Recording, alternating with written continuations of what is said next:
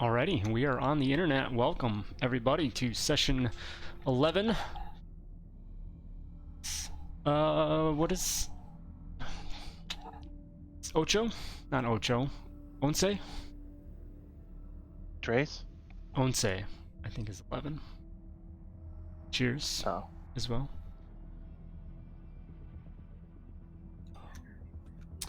That rye is spicy. Alrighty, let me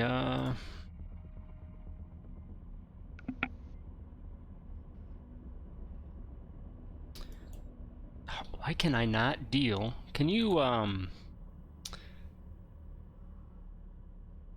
guess I'll do that.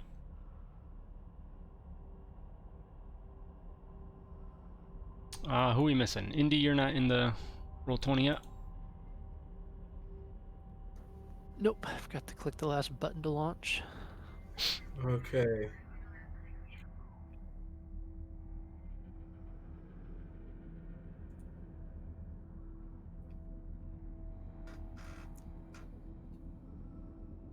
I need to check. I don't know why I can't.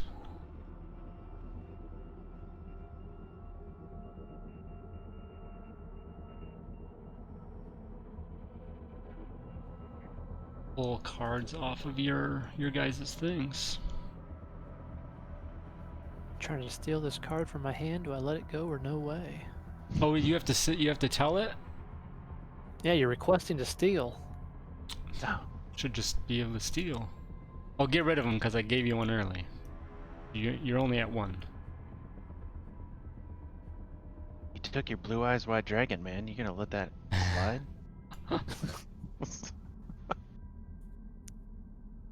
Alrighty. 2. Oh, come on, Roll20. On those nights.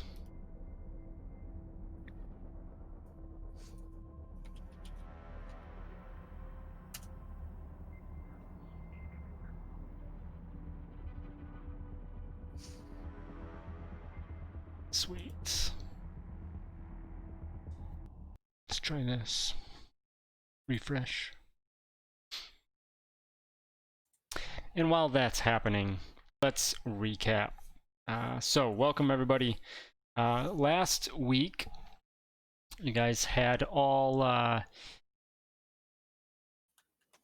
got a message from a member of the Kularan militia, somewhat of a discreet group, Austin Delnay, who you, I believe, briefly met last when you rescued Shirask, the captured Trandoshan on the space station Burnout. Shirask had cued you in on some things going on the space station, and wanted you guys to help out if you could.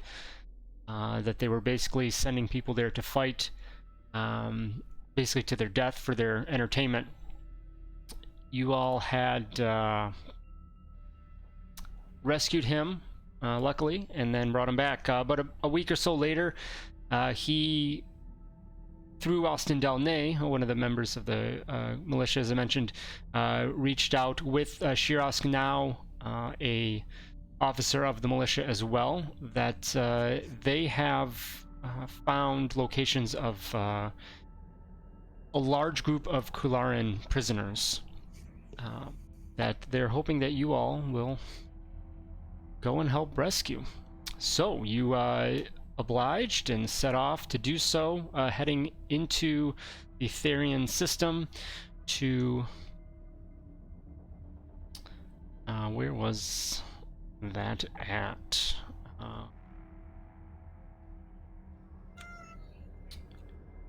To one of the moons, T4. T4 was one of the moons of Ther Prevo, and we're able to come aboard there and getting through the station, if you will, there on the moon, find the prisoners, but not as many as you thought. There was only, I believe you guys only found 10 prisoners that you guys came away with,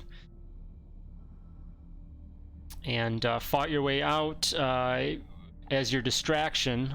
Blowing up of your shuttle that took you down to the moon apparently didn't work. Someone crossed their wires, and so you had to fight your way out a little bit, but you did so successfully, and were able to depart with your borrowed vessel, an Action 5 freighter, and you'd just taken off from T4. So that's where we pick up. So you guys are flying away. The prisoners you did rescue are still coming down from the events, but obviously very grateful for what you've done. And yeah, one of them, San, which a couple of you I think would at least recognize just from their involvement with the some of the Kularan uprising against the Metatharan cartel. He just kind of chimes in and says, I think he reminds you, because he's probably mentioned this before, but he says, they have Naya. We must get Naya. I think they're all, I think they took them, they must have taken them to somewhere. Do you guys know where the rest of them have gone?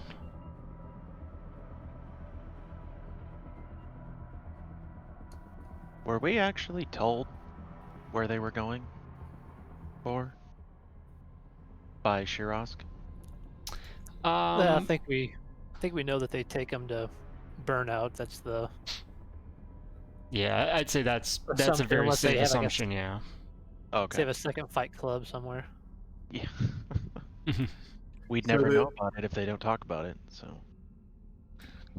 So as far as we know, the prisoners are, when they're preparing for fights, are still stored on Burnout.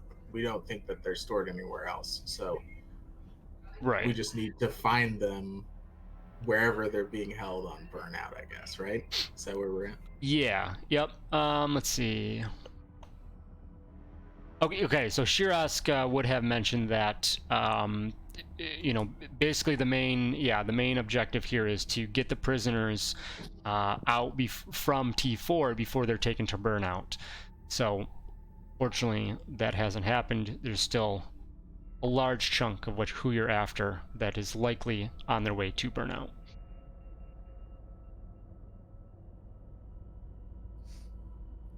Valen will tell who is his name? Stia?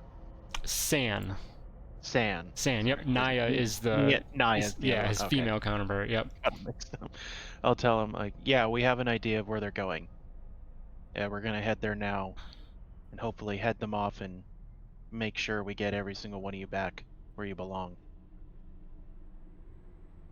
He nods in acknowledgement and says, "Thank you. Unfortunately, as you can see," and he kind of gestures to everyone, we're not going to be much help. We've been, if this was different circumstances, I certainly would lend my aid, but we just are not in any condition. We likely would just more likely get in the way. But we will certainly stay back on the ship and do our best to just be on the lookout and alert you all to anything that might happen. Does the action is it the action 4? Is that what we have Yes. for a ship? Yep. Does it have weapons? Like turrets? Yeah, I think it has probably has some basic stuff on it, yeah. I'll just tell them like, well, there might be other ways for you to be useful. You don't necessarily need to join us in the physical fight, but if one of you, if you can at least watch the ship or fly the ship if we need the ship, that would probably help. A couple people kind of speak up and mention that they've done some piloting, that they can handle that as if needed, if it comes up. And if someone tries to steal a power cell off the top of the ship, fly it out the airlock and expose them to vacuum. We don't want to be stuck on Burnout again. And were we taking a long rest or a short rest on the way here? You would only have time enough for a short. Okay. Because you're within the Theron system, and Burnout's not too far I away had at all. an ability that lets me. I have force recovery, lets me recover a certain amount of points. But if we were doing a full one, Yeah. Nope. Not enough time for that. All right, gotta play conservative. Well, here. I mean, you can, but you're probably gonna cut People your will rescue die. short. I don't know these people. I mean, I think on our way we should probably also radio communicate back to Shiras and Austin Del Ney and give them, I guess, a heads up that this is a lot more than we signed up for. It's one thing to go to some moon. To go back to Burnout and try to rescue 80 people is a whole nother thing. Yeah, I reckon we deserve a raise. I'll say too, don't forget we do have the second shuttle on this transport still. We don't need to take Action 5 to the surface right away. We could potentially take the shuttle and then call the transport down once we have the prisoners in tow. I don't believe the shuttle would hold all the prisoners. I think that would be a safe bet. No, well, yeah, that's what I meant was like we did in the last place. Use the shuttle to get down there and then call the transport down once we have the people. And I would say that just kind of general knowledge in remembering your time on Burnout, the Action 5 is massive. It's definitely a lot bigger compared to the Spry Hunter that you tend to frequent via Rena, and so it definitely can't just land on Burnout. So the likely connection to the station would be via a large airlock port or something. So yeah, either that's the option, or you could potentially take the shuttle that was still on the ship. Yeah, I guess that's what I was wondering. If we try to take Action 5 as a huge transport with 13 people on it, if that's going to stand out and seem very strange and raise suspicion. With only that many people? Yeah, if we bring down a giant transport with nobody on it, that's just kind of weird, I guess, potentially. Or would that not seem weird and raise any suspicion? We can just take it down, no problem. Not if we're there for a pickup. Empty freighter showing up to pick up something. Yeah. Yeah, you're but come it's up more with of a a cover. freighter than a transport, so it's not like it's, should be full of, Oh, people okay. transport at least. Yeah, so. Would we know what like the minimum crew, like a skeleton crew, size should be for this ship? Like, does it seem reasonable that we have 14 people on it total? I mean, it's possible, but you guys don't have any reason to think that in Burnout an alarm has been raised, and I'd say from your time there before, this place was kind of, it was definitely a interesting place, and the type of people on there, they might not bat an I eye. know our faces from last time. Wasn't it broadcast across the station? Yes. Yeah, so that was. definitely is Whoops. part of it. So it was a week or so ago, whatever that means, but They've had a week to study our faces. exactly. Yeah. I've got Well, nothing I mean- that'll modify my face, so if we got engine grease somewhere, maybe. But Well, before we go, we should get a hold of Good old Shiras, plot though, 'cause holes of the module. They were able to infiltrate and figure out how to get into the facility last time, so we may need some additional information about getting in, because we don't know the password to just walk up to the guy this time. it's a good idea. So yeah, I guess we'll jump on the communications and call back to them back on in Clarn, I guess. All right. I would say that Mr. Krellin is your head of communications there for your starship duties. Yes. And go ahead and give me.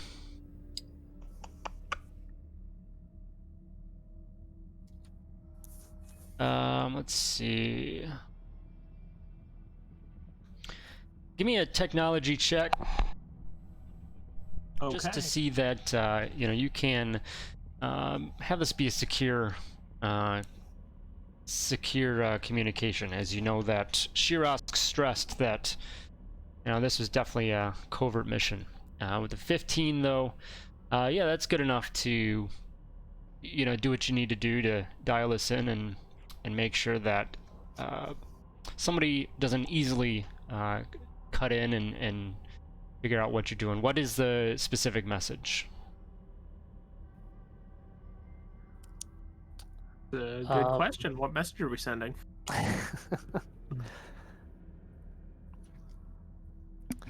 Let's see. I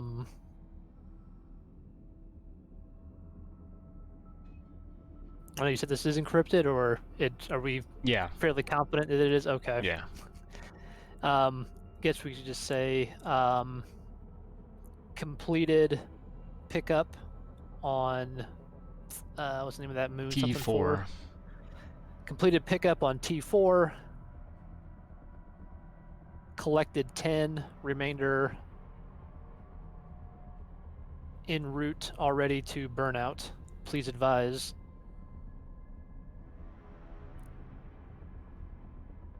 You send the message on, and after a moment, there is a reply that comes in. You see that it is also still encrypted as well, and it just says continue search and rescue and extraction. Will be in touch after. Very short and sweet. Not much else provided. Gee, thanks.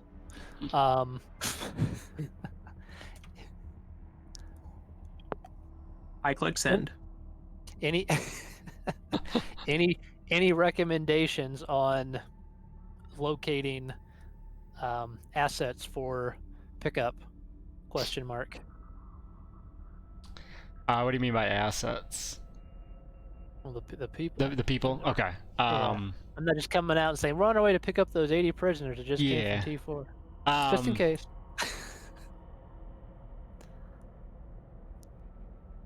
Yeah, you just get a quick reply that says,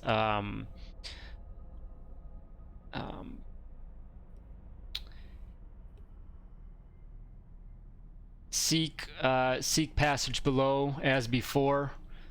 You will need to find a new contact and phrase of the day.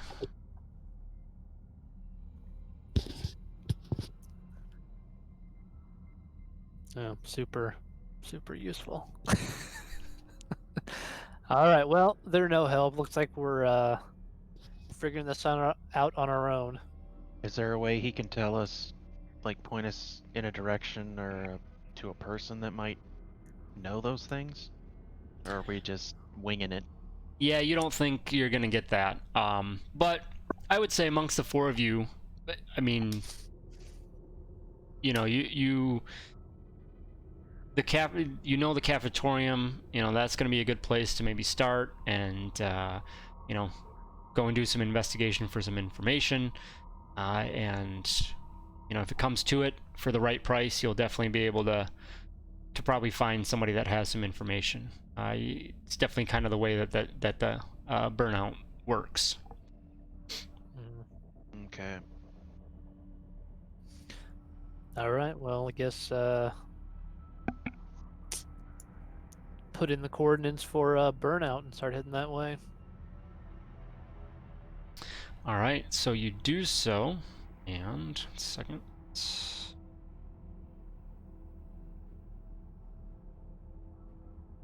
The other one? I think so. Okay.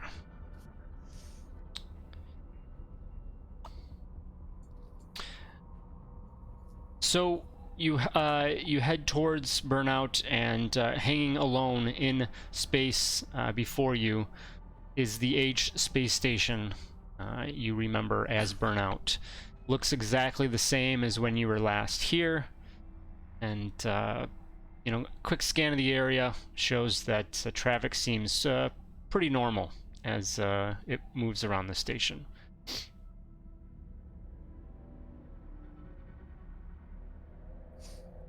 Like, well, did we want to take the shuttle in and leave this one out here, or did we want to dock the big ship?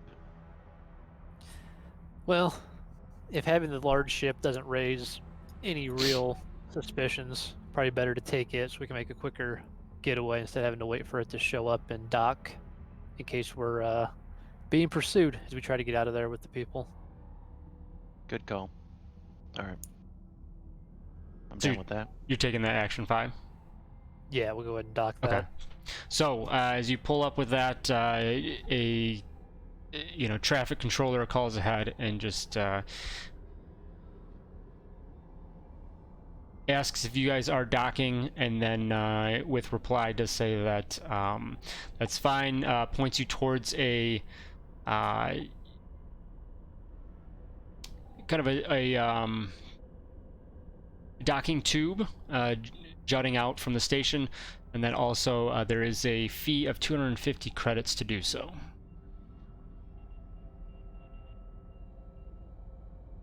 All right, Charged we'll go us ahead. last time. Bunch of extortionists. Go Yeah, ahead. I and hit, say quietly. Land's gonna pay the whole 350 out of his pocket. 250. 250. Oh, Jeez. 250. Yeah. Okay. Trying to give away credits. Yeah, Yeah. Land's gonna pay the whole 100 out of his pocket. Dak, you should probably go gambling with Lan. That's my plan. He likes to just toss his credits around. Could use some of those. Clear your debt in no time. You are Once able this is all to, over. yeah, you're able to maneuver the Action 5, I think it was the Stinky Bantha it was called, and get it saddled up next to the station and secured to the docking tube. The docking tube is about 4 meters in diameter, for various different hatches and whatnot. For not super useful for massive cargo, but it works, and you guys are able to load up there. You are able to get an idea that you're about 3 levels above the landing bay level that you used on your previous visit.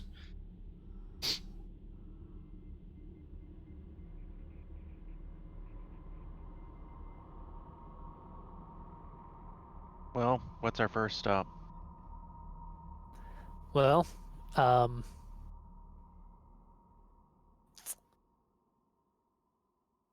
guess before we head out, I'm just wondering if there's any like if the in the prison have like hats or hoodies, things that we could take to wear that make us look different than we were last time. I think Valen, you were already wearing some non-Jedi robe thing, so you look different. Yeah, I'm in like engineer coveralls or something like that. Mm-hmm. So. We could always go visit our friend Poppy and get some chef uniforms. Get a sweet hat. Krellin, could you talk Poppy into getting us some uniforms? Absolutely not. I said once we get off the ship, though, I think our first stop should probably be to head to the cafe there and start asking around, see if anybody knows how to.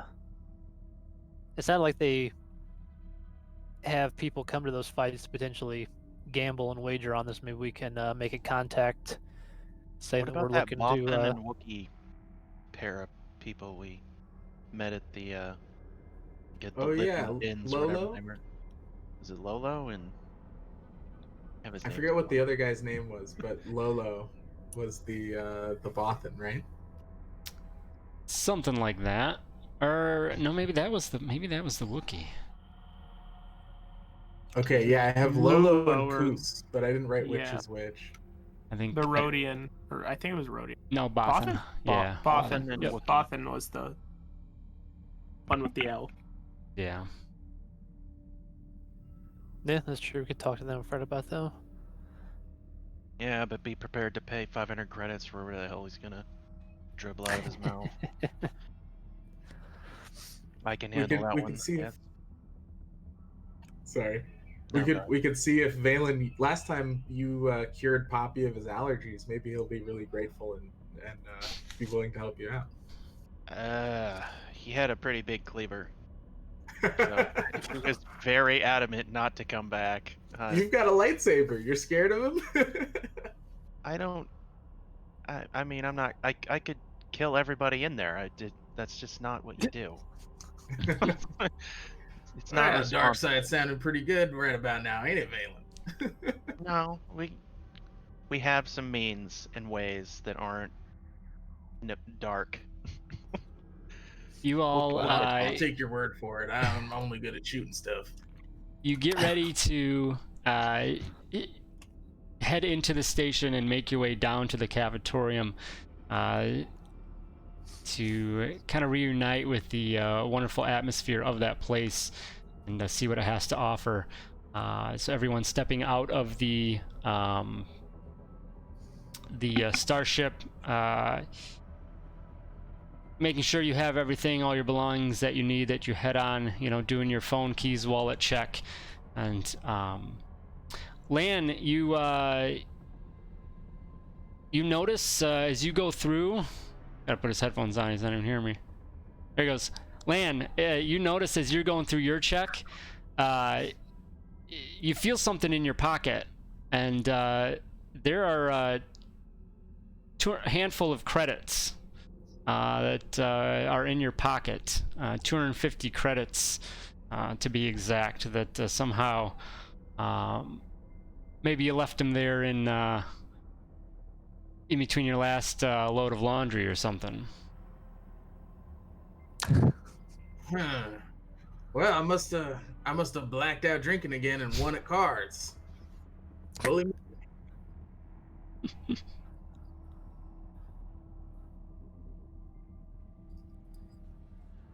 Did we pay the docking fee? Yes, that'd be more of a like digital transaction. Oh, okay. So All right.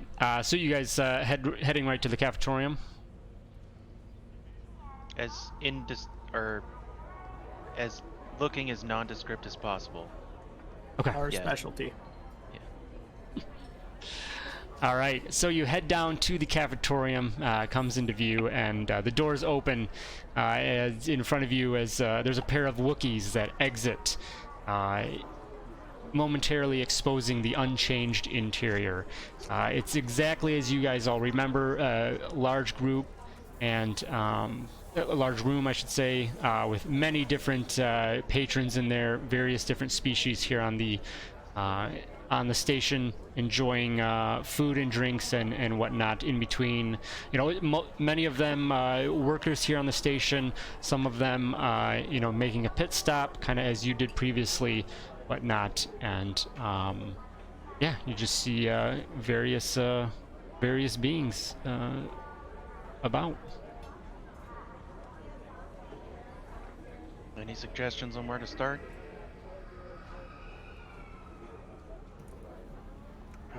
Do we see any Trandoshans in there? Give me perception checks if you guys want.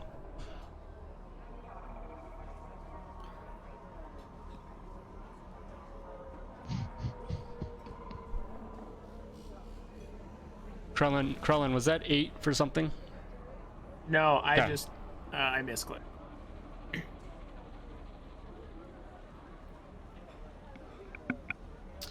Alrighty, so Valen and Dak are distracted apparently. I mean, you guys just kind of see what you've seen before, nothing really. But Lan and Krellin just kind of eyeing the crowd. I mean, nothing stands out. It looks, you know, the same as before, maybe just different beings and whatnot. But you know, you see, you know, there's a few Trandoshans here and there mixed in with the crowds. Specifically, but you know, you see, you guys see one individual that kind of is sitting by himself, that for some reason catches your eyes.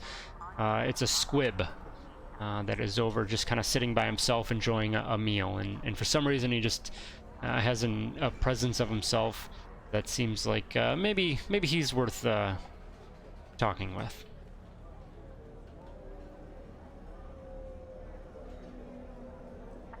You guys seen anything? I can't tell much. These damn coveralls are riding up. Having a hard time focusing. Trying to look at what this weird thing is. Oh my god, it's horrifying. Aren't squibs like bunny rabbits almost? Kinda, yeah. I mean, Like whirl? yeah, Let's this is see if I can the do. most horrifying thing I found. Hey, Can Krellin, never he get, looks never like get the damn blue. Yeah, that one's weird looking. Some of the other ones are. If you had said that to Krellin, he'd probably shoot you on the spot. They make devices that are good for cheating at Sabak. Hey, alright, go chat with them. Lan would know that. No, I don't think Ah, you well- would. Lance, the way Lan wins and loses, I don't think any cheating's involved. Oh, he's not even very good at the game. It's all skill, baby. Yeah, to be that bad, it must be. Oh yeah. Well, Krellin, There- this is probably your area of expertise. I think Krellin talking looks to people absolutely is not offended. mine. Talking to people is definitely not mine.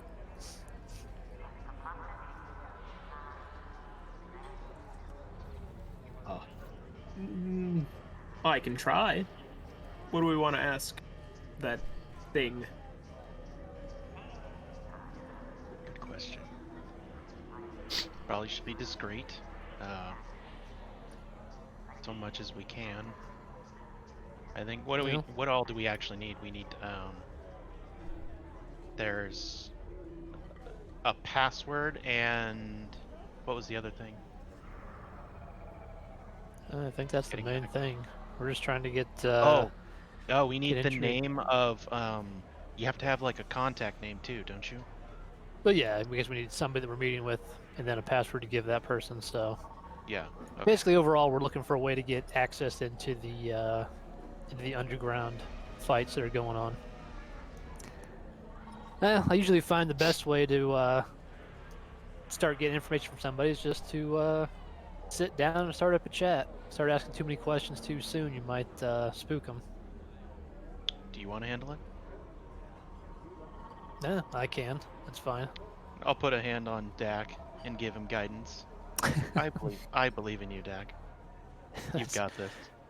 It's faith like that that gets me through my toughest moments. I'm glad I could help. It's if you look at the person, if they're sitting there at Squib, if they're sitting there at the table, do they have food? Are they drinking anything? What are they doing? Yeah, he's got a he's got a plate of food in front of him that looks mostly finished. Looks like he's kind of appetizer-esque, and he does have a drink that he seems to be nursing. It's hard to tell what it is, but it's in a kind of a lowball style glass that likely would contain alcoholic beverage. Okay.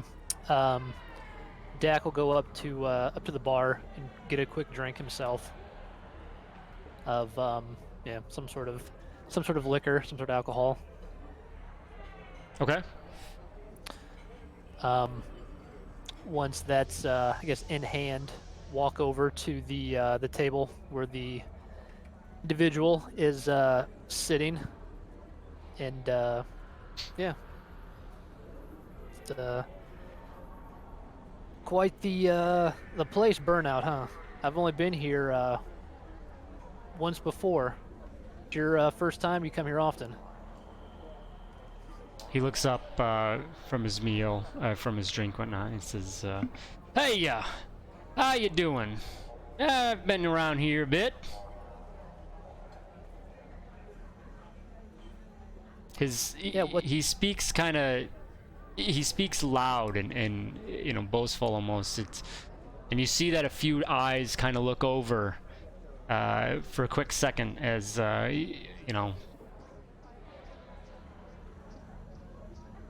drawing a lot of attention. All right. Say, do you mind if I join you here, friend? He kind of looks around at the empty chairs and says, "No, don't bother me. Name's Blasnik."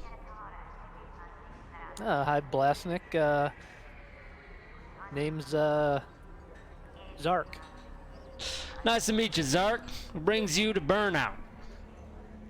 Oh, just passing through the area, and I heard good things about the station, so I wanted to stop in. "Good things, huh?" Probably must not have been a very long list. What about you? What brings you here? Well, people like you. I have a inkling that you're after something. Everyone's after something. And Yeah, yes, they are. my something is information. So I sit and wait. People come. And I provide if I can.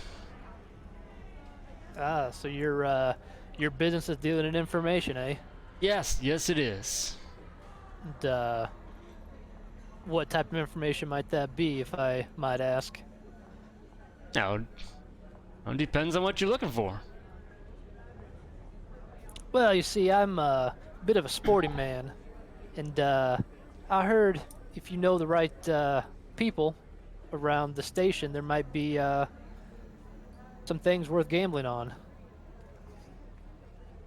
Now, I'm not talking about your average game of sabacc. I'm talking about a little something a little bit more exciting.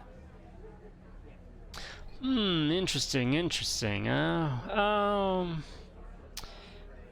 Give me a persuasion check at advantage. Alrighty.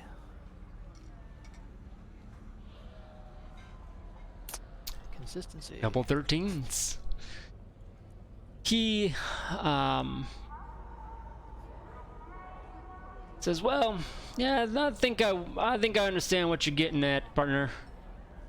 And I can probably help you out. But as I said, I deal in info. So, how much do you really want to get into one of these games, if you will?"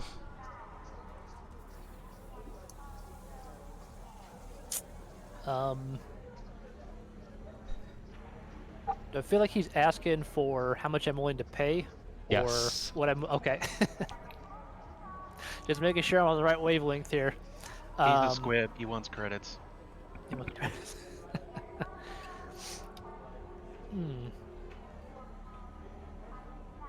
Trying to think what a good... Try romancing him. Yeah, I'll try that route. Is there... Did I press X for the romance option? I'm also trying to think too. I have that blackmail information that I got from one of my downtime activities we talked about being able to do something with. What if I could just trade him informations? That could help here, yeah. Yeah. So what? So I've got some information here on a data card I dug up back in the Calarian system that might be worth something to you. So how about that and say 1,000 credits? Ooh, little bit of a negotiator. I like that. I respect the information that you have, but can you let me know a little bit of details on that, and I can tell you if it's worth my while. Dak will look to the DM and find What, out what his downtime activity procured. What level was that? Was there like wasn't it on like a like, you know, like high class, low class, whatever, upper class? Yeah, I think it was. I think I would have just done low class because it was right after we met those pirates that you said looked like the same pirates that stole Dak's ship. So my thought at the time was trying to dig up information potentially to track them down further or get something helpful. Okay, on I'm that thinking of too. the contacts that you made. You made, Oh yeah, the contacts would work too if that's a yeah, better thing. you made contacts with the lower class. Mhm. And then I think to pin all of that stuff. But yeah, I remember the first one, and then you did, which I don't see. Okay. So. Yeah, they were both just low class. So I guess I just tell them. Okay. Just have some information, some contacts I made back in Kalaran. You know, your regular run-of-the-mill lowlifes that seem to have their fingers in a lot of pots. Says, well, interesting. Could be useful. Give me another persuasion check, just straight this time. Alrighty.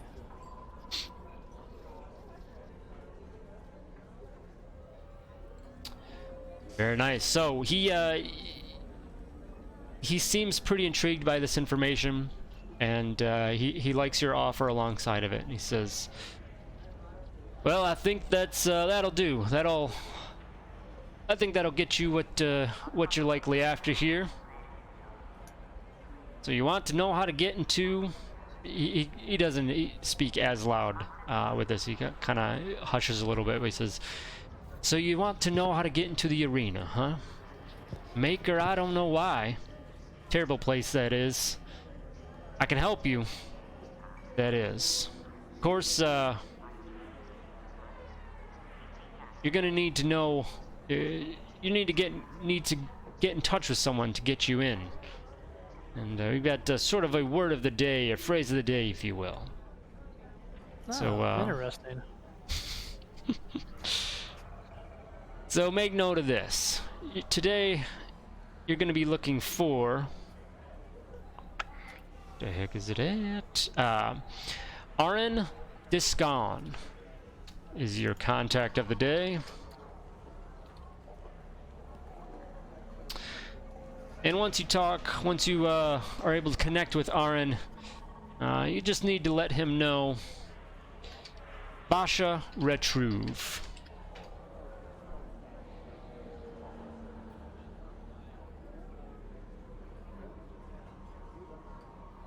All right. I appreciate the information. Have you ever been into the arena yourself? Says, no, I stay away from that stuff. It's just not my type of entertainment, if you will. So beyond that information, there's basically two ways to get in. First, get yourself captured or contracted by the operators, the Brotherhood. They're always looking for fighters, voluntary or not.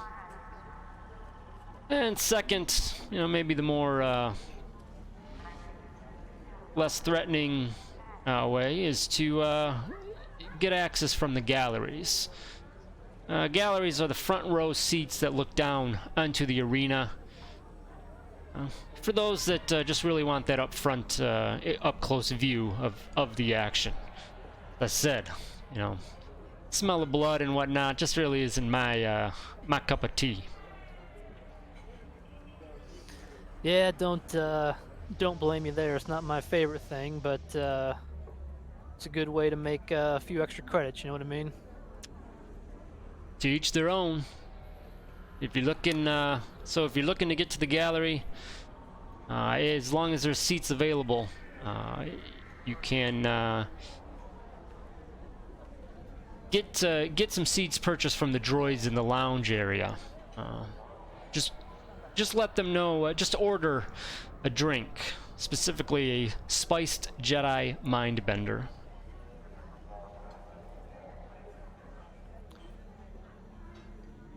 Okay, so we order the drink from the lounge. The lounge is once we're into the underground levels, though. Like not a lounge up here, right? Right.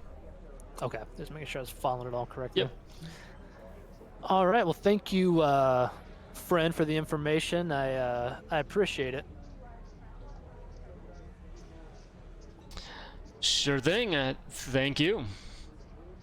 600,000, and then how much was Dax a drink? 5 credits. 5 credits. All right. Dak will take an extra 5 credits and put it down on the table and say, "Enjoy the next drink on me, friend." And he'll pick up his glass, kind of give him a little toast, take a drink, put his empty glass down, and then head over to the rest of the group. Alrighty. Squib nods at you in appreciation and kind of just goes back to his own. And yeah, so the rest of you guys doing anything specific right now? I think Valen's just doing his best to look not out of place. even though he does. Roll a deception check to see how out of place you are. Right. I mean, I will if you want. No, just I don't think it's gonna go well. All right, well, I guess, yeah, if you guys aren't doing anything, I'll come over to the group and say, talk to Squib over there. Can't remember his name already, but it was B something, wasn't it? Blasnik, Right. yep. Blasnik. Yeah, I was talking with Blasnik over there and got ourselves a new contact and a word of the day. Also says we can order a spicy Jedi Mindbender at the lounge from the droid, and that'll get us some front row seats to the fights down there. Are we watching them get killed, or are we rescuing them? How's that help us? If we get there before the fights, we'll try to rescue them. If we're there afterwards, we might as well take in the show, I suppose. No sense in coming all this way and not seeing a fight. heard they're How? quite entertaining. There'll be a fight one way or the other, that's for sure. No, but what- the longer we keep up the charade of us being there to high roller, want to sit in the front row, observe the fights, the more we blend in, I'm thinking. Probably right. What's that word that they told us? The phrase? Yeah, so the contact we're looking for is Arin Deshawn, and Bosha Retruve is the word of the day. Does Valen recognize what language that comes from? You don't, because the DM doesn't either. I was trying to see if it said. I don't, and I don't know if it's. Let me see if it says. It was Huddy's last time, right? Yeah, Russian. it's not this time. Oh, so I'll say that Blasnik would tell you that Aren is a Bothan. So Wonderful. we'll say that Basha Rachuv is Bothan. I thought it said somewhere in here what it meant, but I don't see that. I actually have a personal translator that translates Bothese, so... There you go. But if the DM doesn't know what it says or what it means, I guess it doesn't work. It's on the fritz right now, I don't know. Now, we remember from last time there was we decided that you didn't have to go through Poppy's kitchen to get to to get to So the, I didn't Indian area, reference this yet, but so the cafetorium, there's 4 total doors. There's like the main door that you guys all would have came in. There's a door that goes towards the cubes, the residential area. You have the other one that would go into the kitchens to go see your good friend Poppy if you want. And then there was a 4th door there that apparently takes a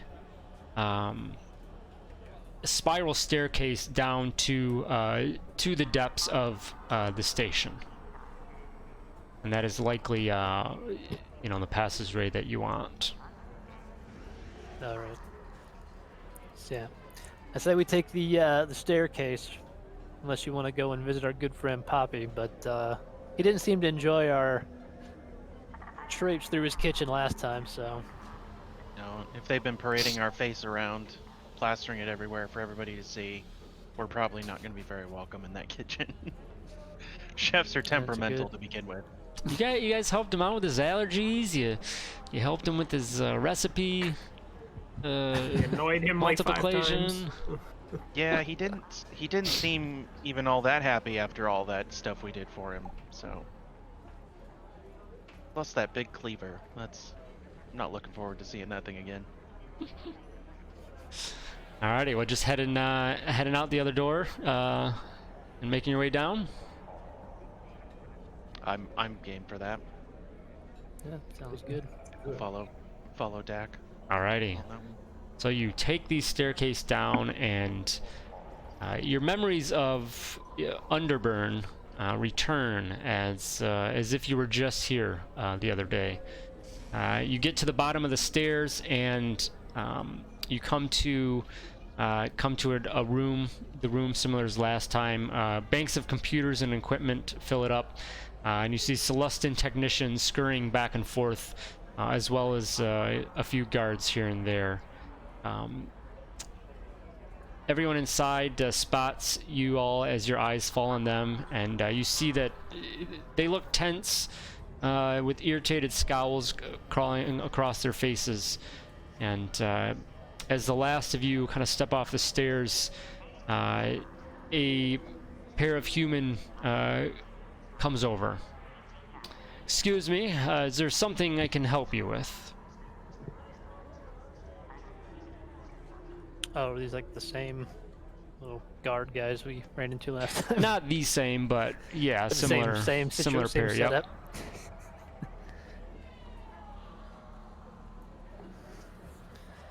setup. Yeah, we're here to meet somebody. Aaron Dishon. He says, okay, yeah, he is, he's over there towards the back, back left, and he kind of points towards an area in the room, and you can see the head of a Bothan there with, looks like a black dark streak through his blonde hair, and looks like if you head over there towards him, he looks like he's concentrating on a task as you all approach.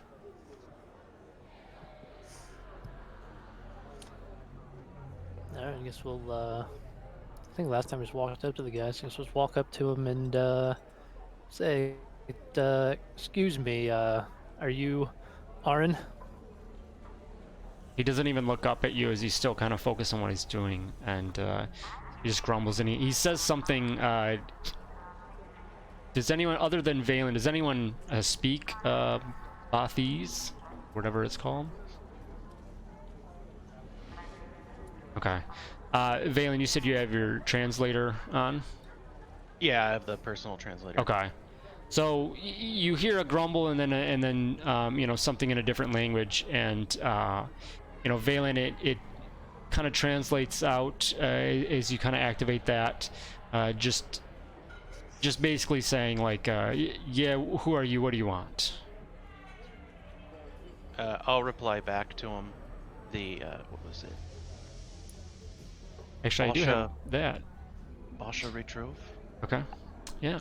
He would have said, Bash Vulu Paskanitha, which means, what do you want? So, as you do say the passcode, he finally turns and looks up at you all, and eyeing each of you for a moment.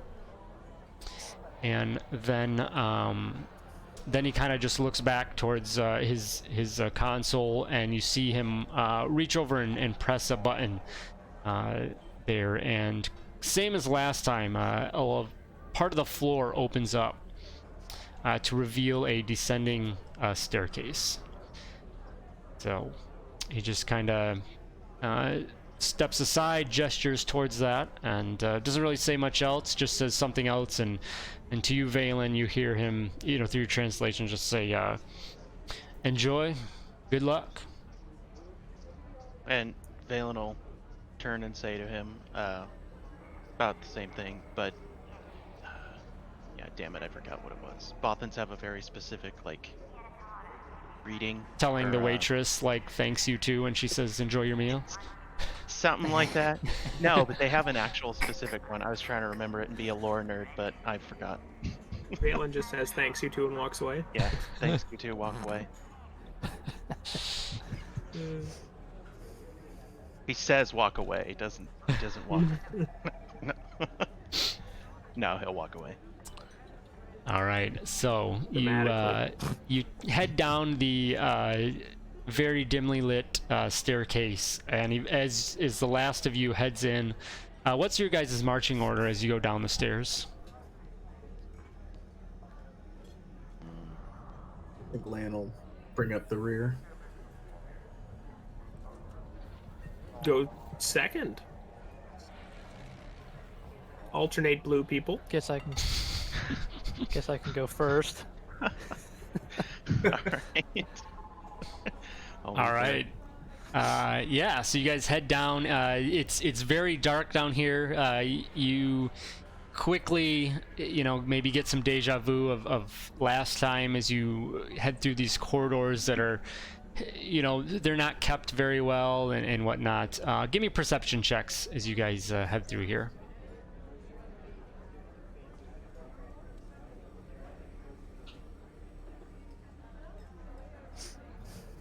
All right, very nice. Yeah, so you guys well alert, keeping an eye out for anything that any other maybe Wookiees that are looking to have a little warm-up fight and whatnot.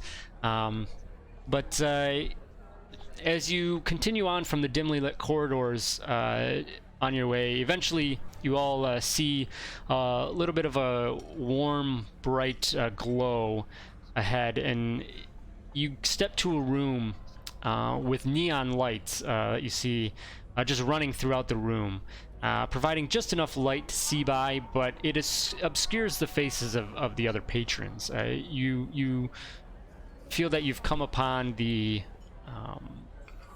lounge, this area that Blasnik mentioned. There are 3 silver serving droids that glide quietly amongst the patrons, filling orders and whatnot, and you see a single door slide open and then close as a 4th droid comes in carrying a full tray of drinks. Across from you, the wall flares to life, and there's a massive hollow screen that shows a familiar sight, the arena. So you see that there's tables all over the place. Tables are booths, and you guys can go, grab a seat if you want to hang out and order a beverage or whatever. I think Valen's gonna. This isn't the arena. The what's that called? Outside the arena, where we sit. This isn't like that box, right? This is Right. like the bar. Not the gallery. No, this is the lounge. Okay. Yeah. Gallery. Okay. I think Valen's just gonna try to take in as much of the arena as he can, like whatever he can see. Okay. Can you you can not- give me a perception check if you want.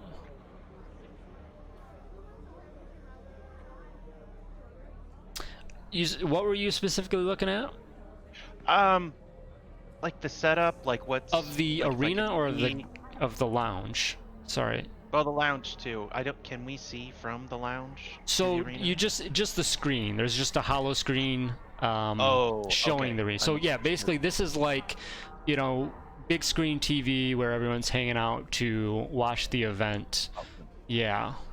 But yeah, so I mean, inside again, like the lighting is very dim. You just have this neon glow, so you can't really make out anyone nearby, just shadows of figures. But they're just, you see groups of people here and there at different tables enjoying drinks, the droids wandering around.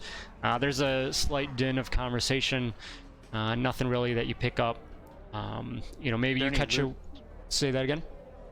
I was to say, are there any loose credits hanging around? No, nothing that you see. You maybe pick up on a word or two, just kind of talking about maybe some bets here that are being made, but nothing.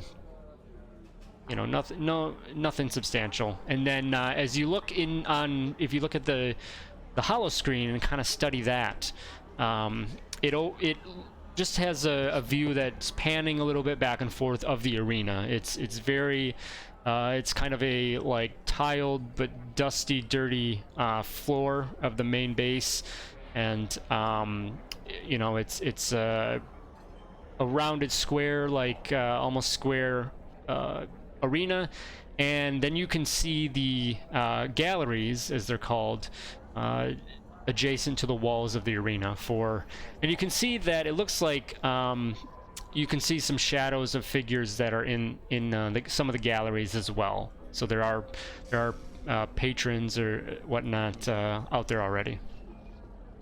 It's a lot like the Geonosis one. Like it's got the raised. A little bit, yeah. side Yep. Tier. Okay. I mean, this is within the space station, so it's a little bit different, but yeah. Is anybody in the arena right now? No, nope, nothing yet. Nope. We're still good. So as if you guys find a seat, a droid rolls over, and it has some visual sensors on it that light up towards you, and says, "Greetings. What refreshments may I bring you?" We would like 4 spiced Jedi mind benders, please. Actually, make that 5. I'm gonna be double fisting this one. As you do that, the droid's eyes flicker once, on and off one quick time, and then says, Certainly. That will be 100 data rees per unit. I'll hand him 400 credits, which aren't, I'm assuming, the same.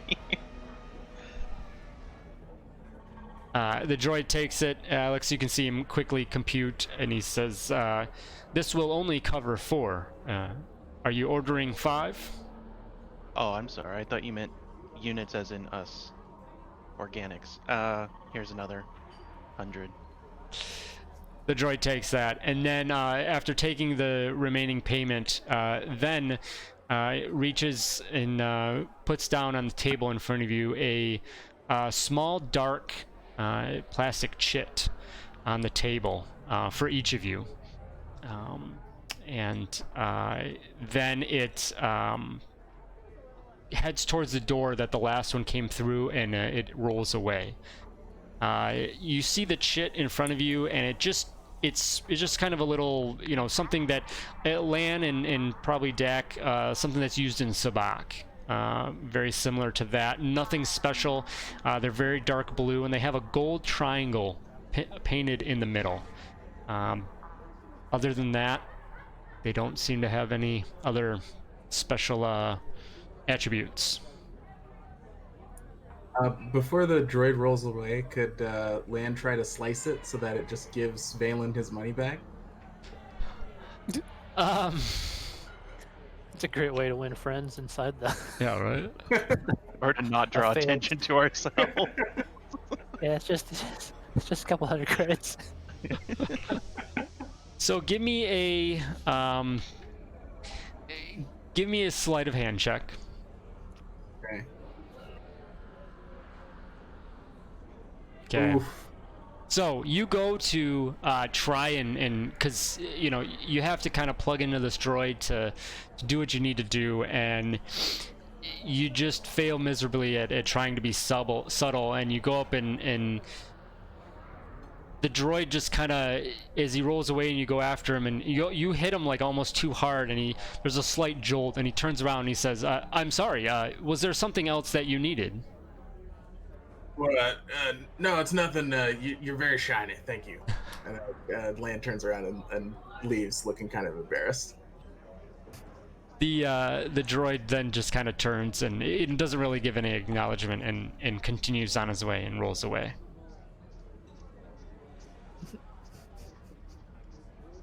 After a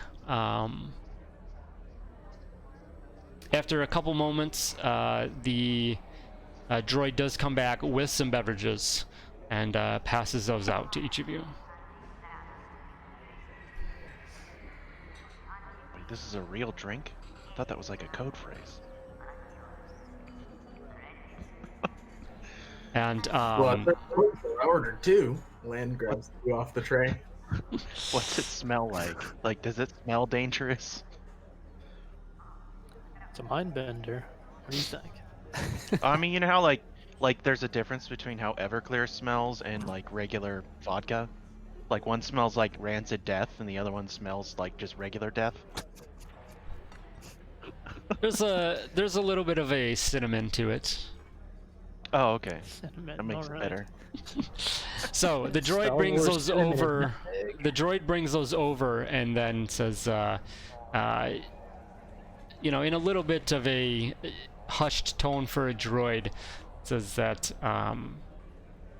well, he like taps on the little chit on the table and says, you can head on your way if you'd like to the extended viewing area, and he gestures towards the door that he went through previously as well. Well, I'll just tell Valen will tell the droid, yeah, we'll make our way there very shortly, and then I'll turn to the rest of the group and just anything we need to do before we head through there,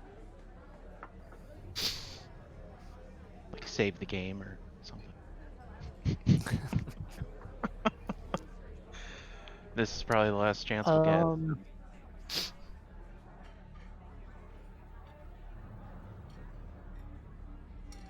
The droid rolls away think so. after dropping off the drinks, anything else there? and there is the lights dim a little bit in the lounge, and a bit of a fanfare begins to chime up. Oh, time to go. I'm gonna grab the drink and the chit and head to the gallery.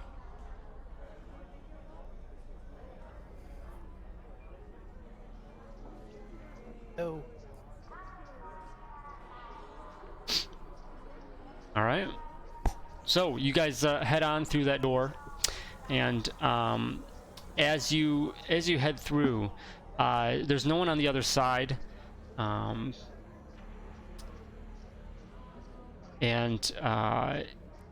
there's a small set of stairs that lead down, and you see a small turbo lift is the only other, a droid-sized turbo lift is the only other feature of the room. As you follow the stairs down, you come to another Bothan who seems to be kind of dressed in that of a guard uniform, standing at the base of the stairs as you approach. Valen's just gonna take that chit and assume this guy needs to see it. So as you hand that out, he gives you a nod, takes it off your hand, and then steps aside to allow you to proceed into the gallery. Alrighty. And I'll head in, and our seats are what, against the, like right near the rim? Yeah, that's basically what the gallery is. Yep, they don't have a ton of Okay. seats, but they have these select ones. So if each of you follow suit, handing off your chits to the Bothan, you head in. You see, it's not really assigned seating. It's just kind of, this area is available. It looks like it's 3/4 filled up right now. So there's a decent amount of viewers here, onlookers and whatnot. And as you go to try to find an area that's open to sit down, you notice that you're about 8 meters above the arena floor, and it looks like that the gallery as a whole seats about 60 individuals comfortably at 3 different rows. There's 3 rows there. The front row around is almost nearly full, and you can just kind of hear conversation about the excitement and whatnot of the event, today's event. Beyond that, there's not really any other features of the arena. It's pretty uneventful. Just a big, large, almost circular area. You do see some blood stains and whatnot covering the floor and the walls, and there are 2 entrances. One that's more of a human-sized entrance on one end, and the other quite a bit larger. But both doors still look to be similarly heavy blast doors.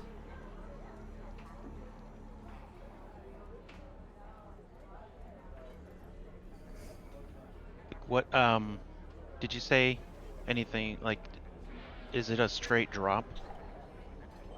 Or is it like... It is not. So from the edge, there's a little bit of a railing that goes around everything, and then the wall is actually a little bit sloped. It's not, it's not perfect, perfectly straight down. There's a little bit of a slope to it, but. And there's nothing like we can just jump in? There's nothing to protect You could, yeah, technically. anything from getting in? It's a good almost 25 feet down. I've seen a documentary about stuff like this. They called it Spartacus. It worked out well for everybody involved. So I guess I'll look at the others and just when do we go?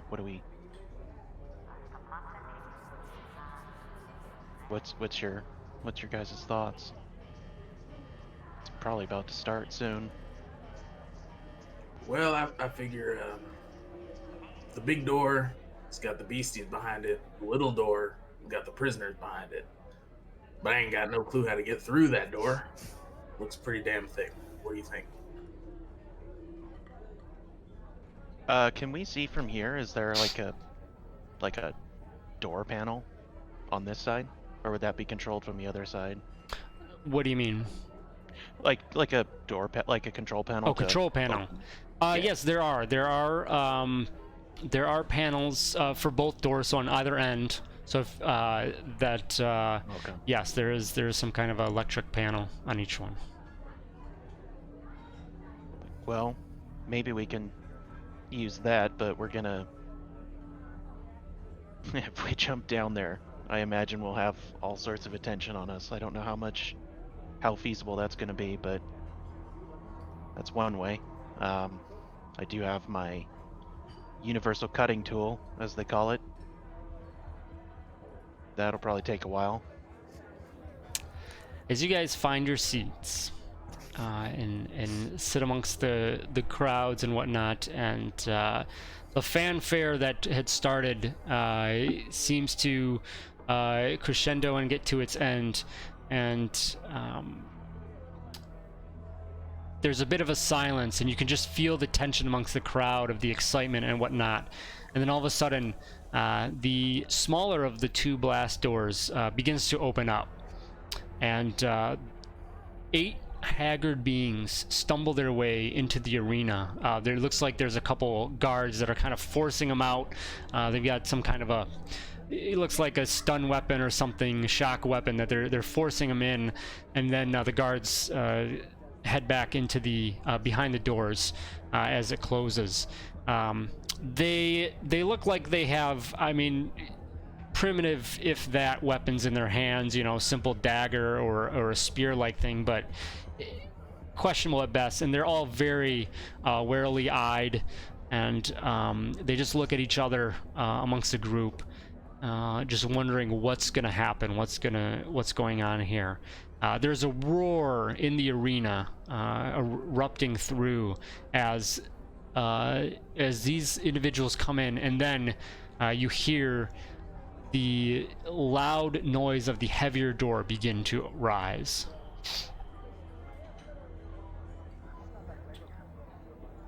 Now, look sharp, boys. Something's The coming. door rises and rises, and eventually it gets to its full opening point, and there is a little bit of a snarling growl as 2 4-legged creatures make their way out of the doorway.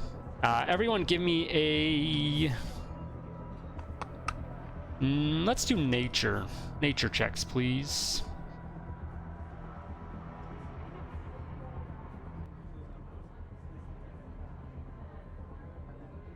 It's a dog. All right, so Lan, you would recognize these as massiffs. These Oh, it is a dog. 4-legged creatures that I picked 4-legged animal at random. pretty gnarly looking creatures that 2 of them that have come out. These ones are very tan skin, just snarling, look pretty some of the lights and whatnot of the arena and the crowd seems to throw them off or distract them for a quick second, but then you notice that they lock on to the prisoners, if you will, the fighters, and begin to slowly stalk towards them.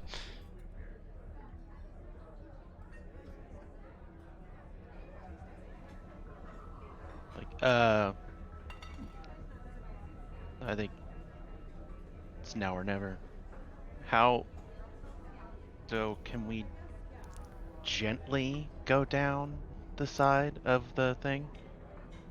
There's a I don't way want to to repeat my last mistake. There's a way to mitigate, yes. So I guess, are you jumping over? Start there. I mean, So, how far are we from, like, each respective group, like the group of the people? what are it, massives and the people? Yeah, from where we are. I mean, you're a good 20 plus feet up in the air, and then they are in the middle of the arena. I would say a good I don't know, 40, 50 feet. So, Dak may lean over to Valen and say, "Remember, we're here to try to save like 80 people, not just 8." I know, but I'm not gonna watch them get killed. Like, it's just 2 dogs. Yeah. 2 dogs that we see, plus whatever else is behind that door, plus the guards that brought these guys out, plus the guard we gave the chit to. And then I'm looking around the arena, and I probably see other Brotherhood people-ish, maybe, that can run the joint, or... Well, do you have an alternative plan? Not at the moment, no. Then this is it. I'm not letting these people die when I could have No. done something about it. I mean, You're a Jedi. Can't you do some of that magic hand stuff? And where I don't think from this distance, no. I think we're a little too far out. And those things are going to be on them in no time at all.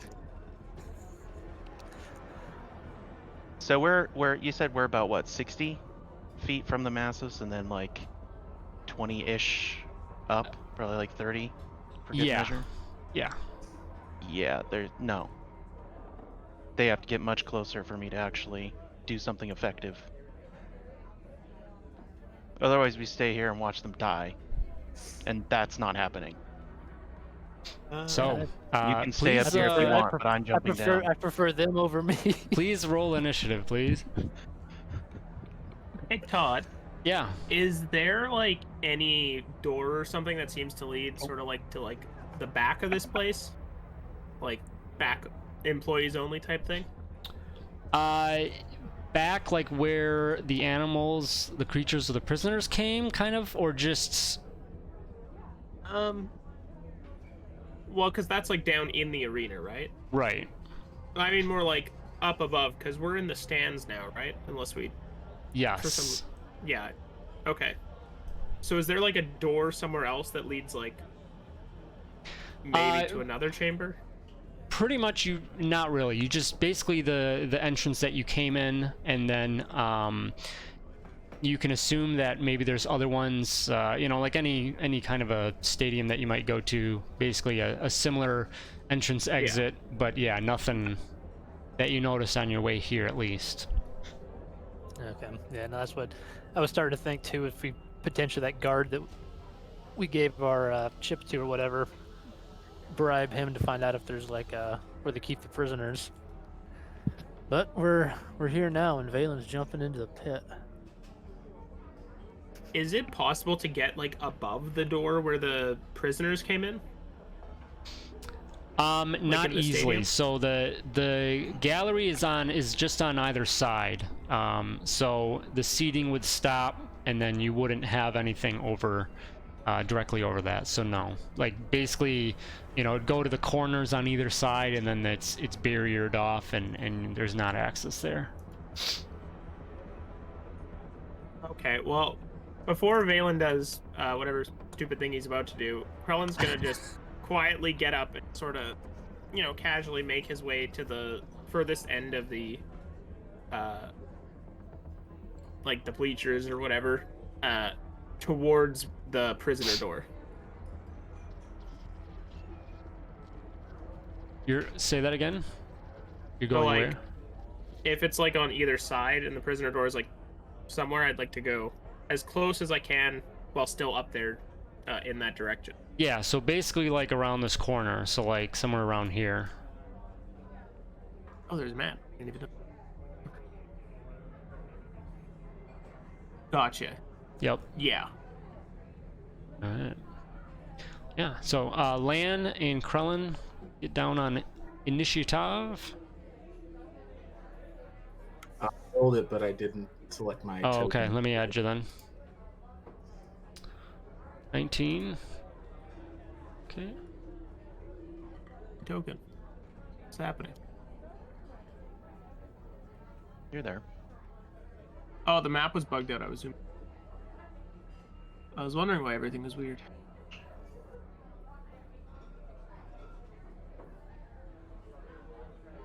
Right, there we go. All right. So as you deliberate what's going on as the massives come out, they look around and they kind of get down and stalk, and they rush towards the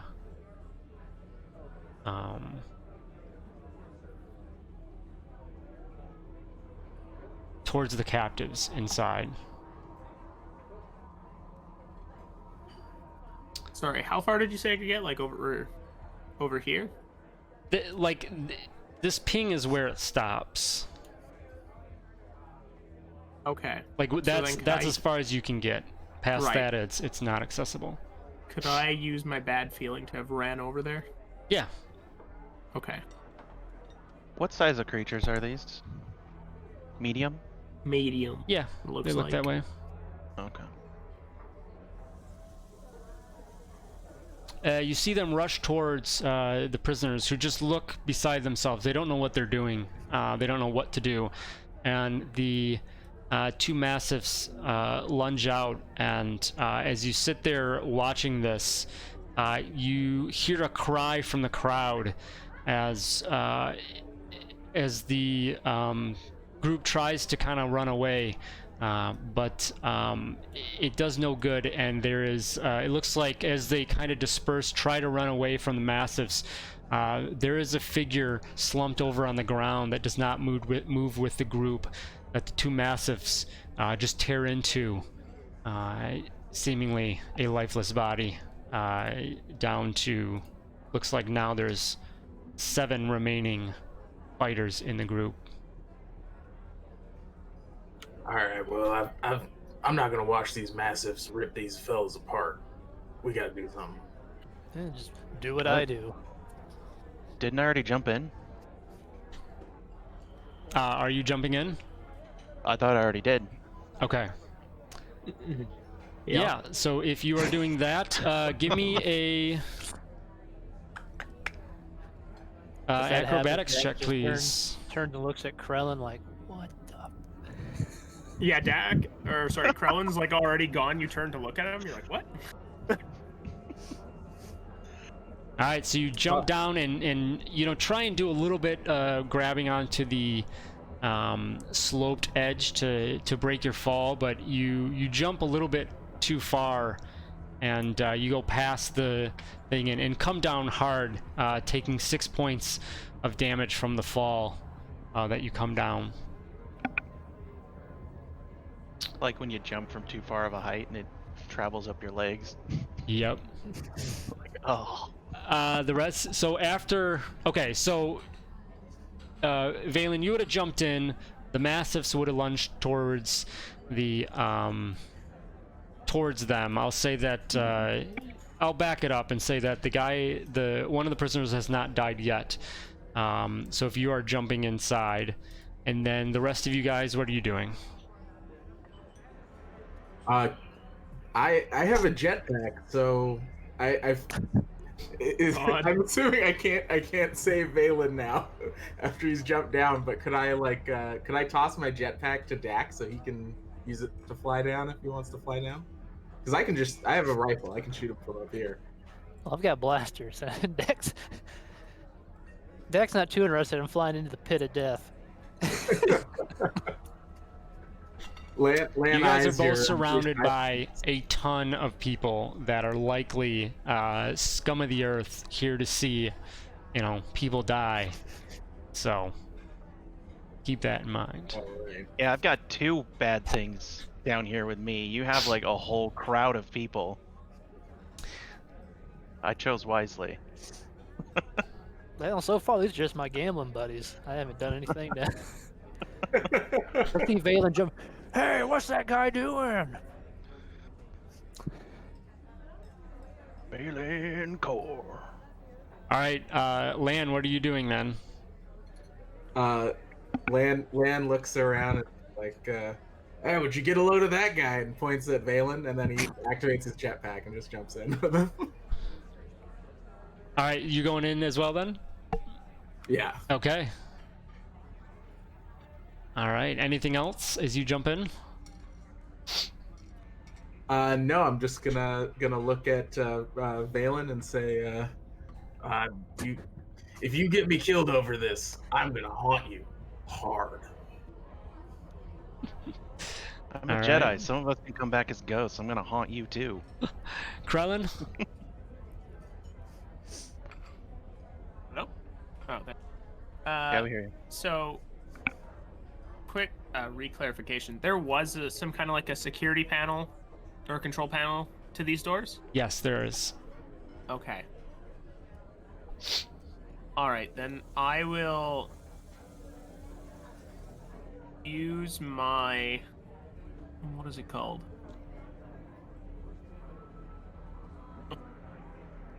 Your agility. Yeah. feat? Yeah, basically let's jump 15 feet twice. Or I think, well, half my speed, but I have 35, so it's kind of weird. To try and basically leap off here and get towards wherever the control panel is. Okay. It's, which side is it? Does that say that you'll negate like fall damage or anything? If you do... it just says in flying leaps, so I don't,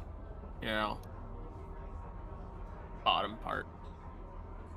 Basic climbing, moving.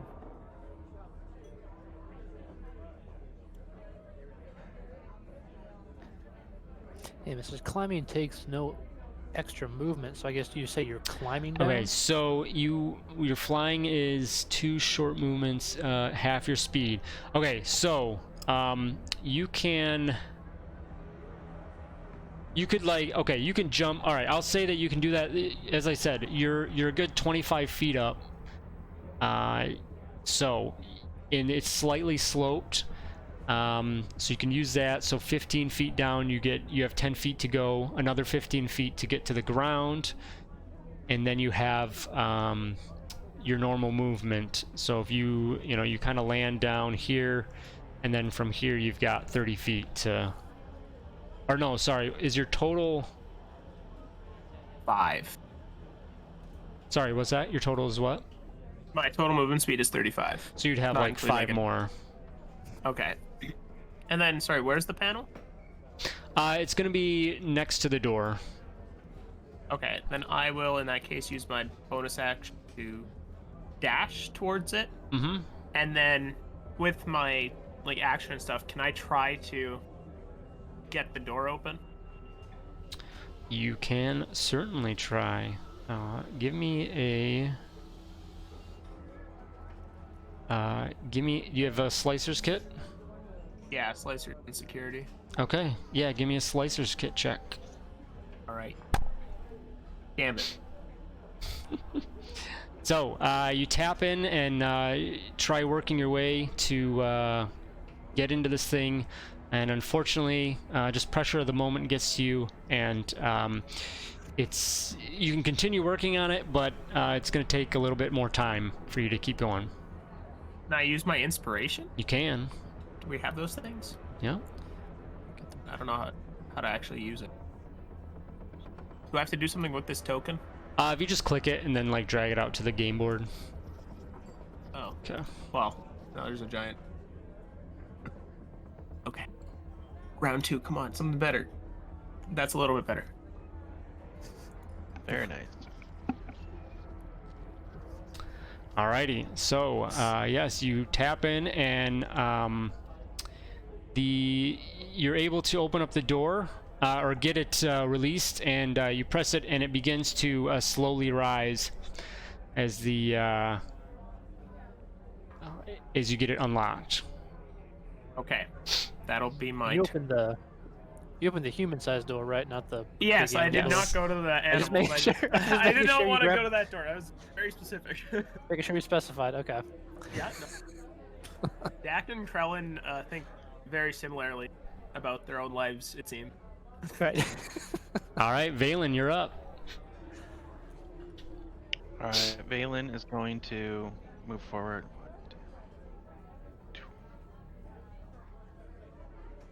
Yeah, let's go here. And I'm going to twin force throw on both of Malrases, and the idea is to send them back to the left of this map and up 30 feet. The max they can go so that they'll collide with each other. Okay. I'm assuming he can figure that out mentally. They need to make... you know what I mean. Well, you can eyeball it. They need to make... Here, I'll just post it. It's strength, I believe. Strength. Okay. DC 15. All right, they will both fail. Boom. The 12 All and a right, 9. so they both collide and take... First one will take 2d8. So for 12. Second one is going to take 6. And then they'll take 30 feet of fall damage and land prone. All in a day's work. The other one took 6. All right, and then you said they're taking they're falling. They should be. I mean, I don't know when falling happens, but Okay. yeah, they should be 30 feet up in the air after colliding and fall down and take even more damage. All right. That costs me some points. So the farthest one up, you see, hits hard and comes down and just lands super awkwardly. That actually seems to take it completely out. The other one comes down and it doesn't completely... It looks like, I mean, he's battered and, down to his last breath of life as it comes down. And it turns right towards you, Valen. Dak, you are still up in the gallery. As you're up there, you hear just murmurs from the crowds as people are just kind of excited at first that there's new combatants going on, in seeing that the Massives have seemingly been taken care of pretty easily. There's a bit of jeers from the crowd, and the hundreds of spectators around you are on their feet. And they're pissed. They're outraged. They wanted to see, they came here to see a fight, and the two beasts have essentially just been, taken out just like that. They're screaming in anger and outrage and just yelling down into the pit at, mostly directed towards Valen at this point. Yeah, go ahead. Valen, also give me a wisdom check, please. Okay.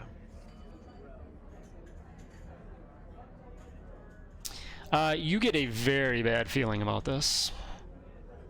Dak, you're up. Uh-oh.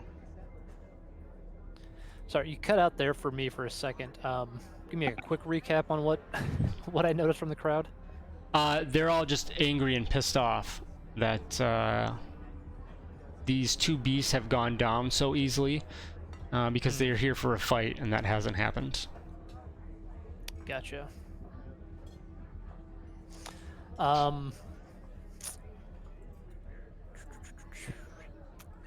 Dak is going to, with his action, cast Burst of Speed on himself, which increases the movement speed by 10 feet. Okay. With my growing momentum.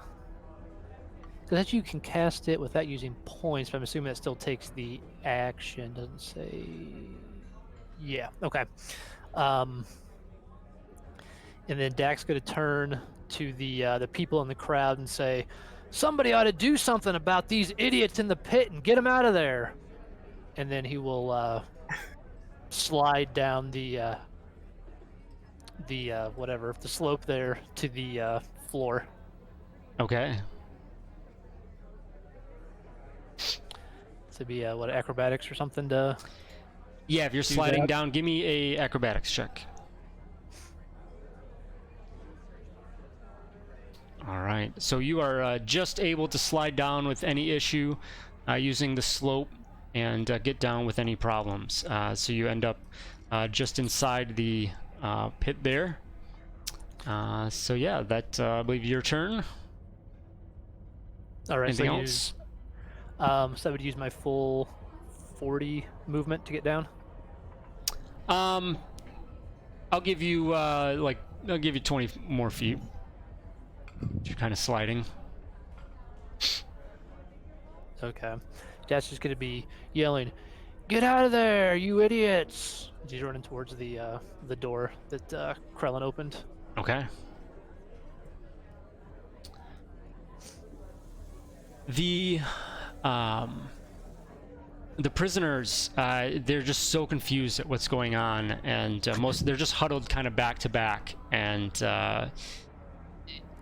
knowing that they don't know, if they're going to make it out of this, and trying to fend off the mastiffs. But then they see them just kind of fly up in the air, fly against each other, and fall to the ground, and they just stand there worried about what's going on. The one massive that's left is going to rush towards you, Valen, and with its last little bit breath is going to lash out. These are actually small size, apparently. But he's going to rush up towards you. Really? That I had such a different plan if they were small. Sorry, go ahead. Nat 1, beautiful. So yeah, he will go up to you and not hit. This other one is down. But after that, before you land, you guys hear the other large door within the arena begin to open. And from behind it, you hear this nasty, like, high-pitched scream,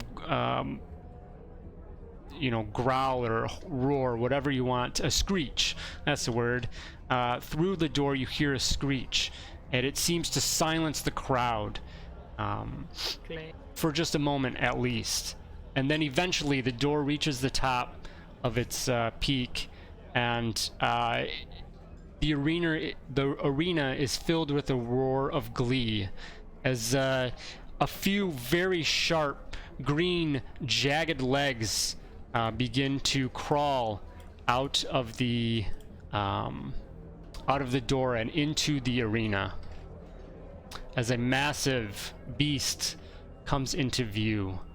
I believe you guys, most of you would recognize this, and you'd seen it from the last time when Nimri had died in the last arena fight to an Acklay. Yep.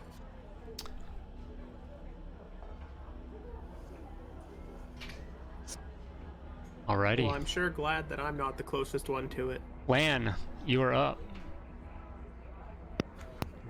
Oh, Valen, I am going to haunt you. Lan pulls out his rifle and he loads in an electrifying cartridge and shoots it at the Acklay.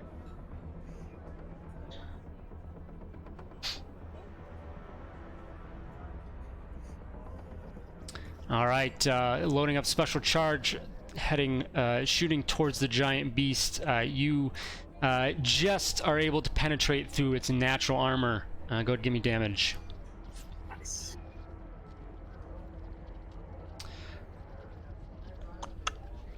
All right, 16 total damage there.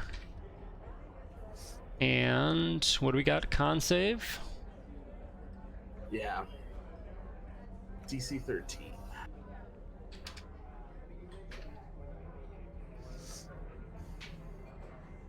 Oh, fuck you, roll 20. All right, that's a fail. Okay, so it takes the damage and is shocked until the end of its next turn. Right on. Alrighty. Pretty good. Anything else, I'm Lan? going- Yeah, I'm going to run 30 feet the hell away from this thing. Okay. That ends my turn. All right, Krellin, you're up. Right. How high up is the door at this point? It is. It's probably halfway up. Okay. Yeah, I'll sort of move up and poke my head in, see what's in there. It's darkness. You don't really see much else on the other side.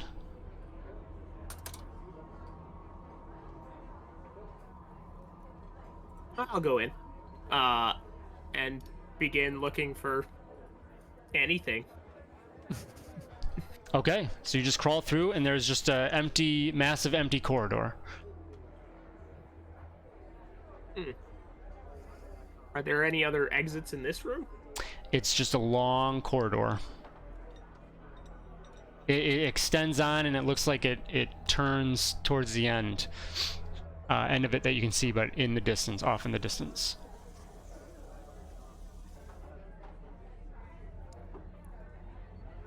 Okay. Is there another like control panel to shut the door on the inside? On your end, on your side? Yeah. Yeah. Yep. Looks like there is. Okay.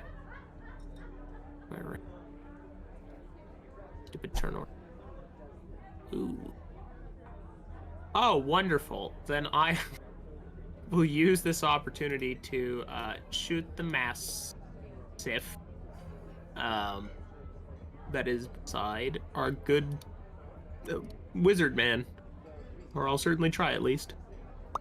All right. So you fire off a shot, and unfortunately, you're not able to connect with the small beast that is kind of doing its best to leap at Valen. Right. Then in that case, I will just sort of duck behind the wall and I will attempt to hide as a bonus action. Okay. All right, Valen. I activate my lights. You're too blue, man. Goddamn glow rods. That eye condition you got. I know. Let me see how far away. I've got a plan.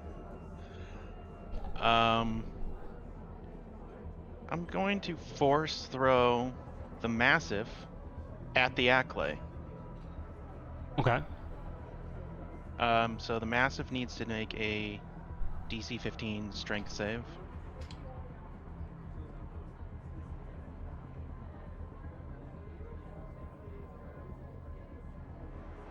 And then regardless of that, Valen's gonna draw his double showdown. 15? You said DC 15? Yeah, it's DC 15. The small mastiff is jumping around, and it just it holds on and digs its toes in as you try to reach out and pull it away with the force, intent on spending its last dying moments inflicting pain. So Valen's going to, with still focused on the massive, move over to here, put himself between the people and the massive, and tell them to run towards the blue guy by the door. Okay. Like, tell them get out, go. And that should be turn. All right, Dak, you're up. All right. Dak, seeing that Krellin slipped under the door and was thinking, that's what I was planning. Gonna use movement speed to head over here towards the door. While doing that, he's gonna draw both his blaster pistols and yell, "Don't worry, I'll stop these idiots!" and take a shot. Take a shot in the direction of Valen, but actually be aiming at the Mastiff. Thank you. Better not nat one this.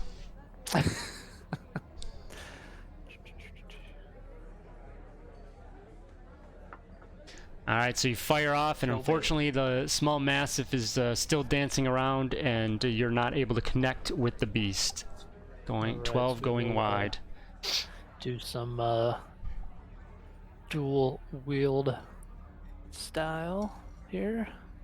Your second shot, you're able to get him in the sights, and you are able to connect with the beast, and that is enough to take him out as he was on his last leg. Ah.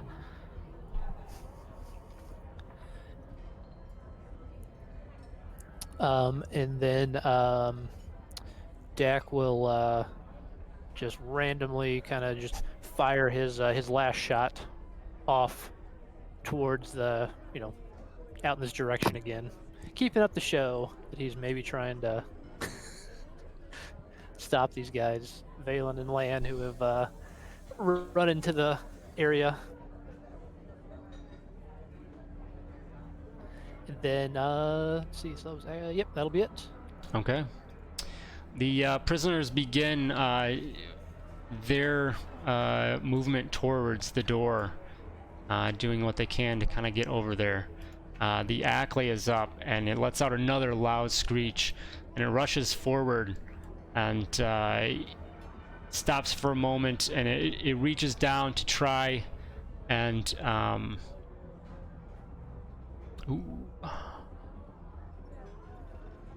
it pulls up and looks down at you, Valen, and Valen, you might think that you're out of reach, but this is a long-limbed creature. He's got some stretch, and it pulls up to you, just wanting the first thing it can go after, and it is going to reach down with its massive tooth-filled maw for an attack, for a bite. Fuck off. Nat 1. Nothing. There you go. Cool. That guy's dead. Lan, you're up. Okay. I'm going to shoot the Ackley again, this time to provide covering fire. So if this hits, Valen, you can use your reaction to move away. Oh, really? Firing off with the rifle, 20 will connect and hit the massive beasts.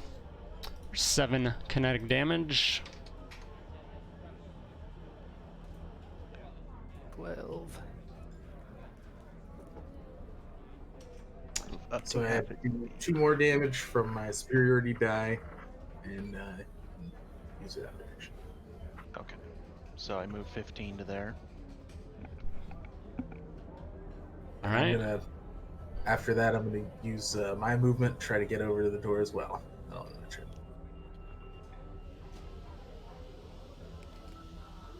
Is an Ackley a large creature or is it huge? Huge. Alright. Krellin?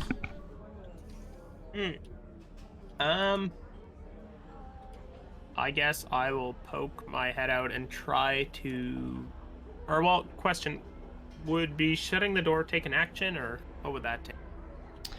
Shutting it? Yeah, it would. Okay, then I'll just use my action to do that. I guess attempt to hide behind it once again. Behind the wall. You're shutting the door now? Well, it took a while to, like, close and open, right? Yeah. Nobody's through Yeah. yet, though. Try to time it up perfectly so like an Indiana Jones. Well, pretty much, because otherwise we're going to be in an even smaller chamber with an Ackley, so... Will the Ackley even fit? Do you want to find out? Well, I guess I'm by the door, so I'll make it before it shuts, I'm sure. Yeah, I mean, I'm going to hit it and begin the shutdown. Okay. Hoping that everyone can make it through in time. And then I'm just going to hide behind the wall and pretend like the door malfunctioned. Okay. Valen, you're up.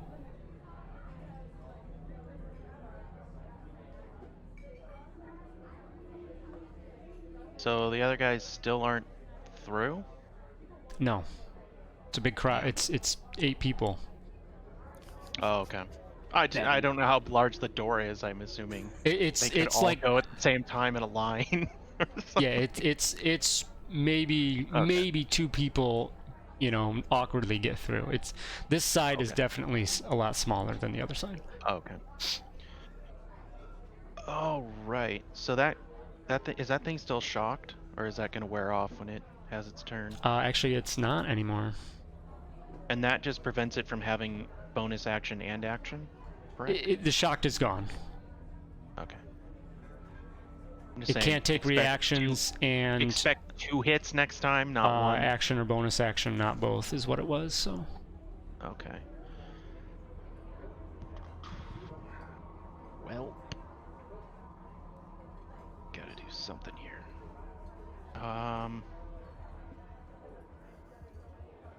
Okay, I want to make sure they're okay in getting through. So I guess we will. Let's see. Just trying to bide time to get them through. Let's do. There are piles of debris, something sizable that I could toss. Not really. project? Not really. There's, I mean, it's pretty empty, clean arena. I mean, clean. There's the massives. Good. I don't think I can throw those. They weigh too much. Oh. Has to be like 15 pounds. Yeah, no. Then we'll just do a saber throw on the Acklay for 13. Okay, so you throw out your lightsaber, and it just seems to connect and be able to penetrate the large beast's natural armor. Go ahead and give me a damage there. 7 points of damage. All right. Anything else? I have. See, that was an at will. I have a bonus action. Okay. So, seeing that everyone's like about to get through, can I ready a bonus action power? Or is it only action? I think it's you ready your action. Yeah. So if you've used your action on your power, you can't ready again. Okay. Then that will be all. All right, Dak, you're up. All right, Dak is again just going to yell out, "I'll go get the guards!" And he'll duck inside the door. And then now that he's sort of out of sight of the viewers in the crowd, he'll fire his blaster towards the Acklay.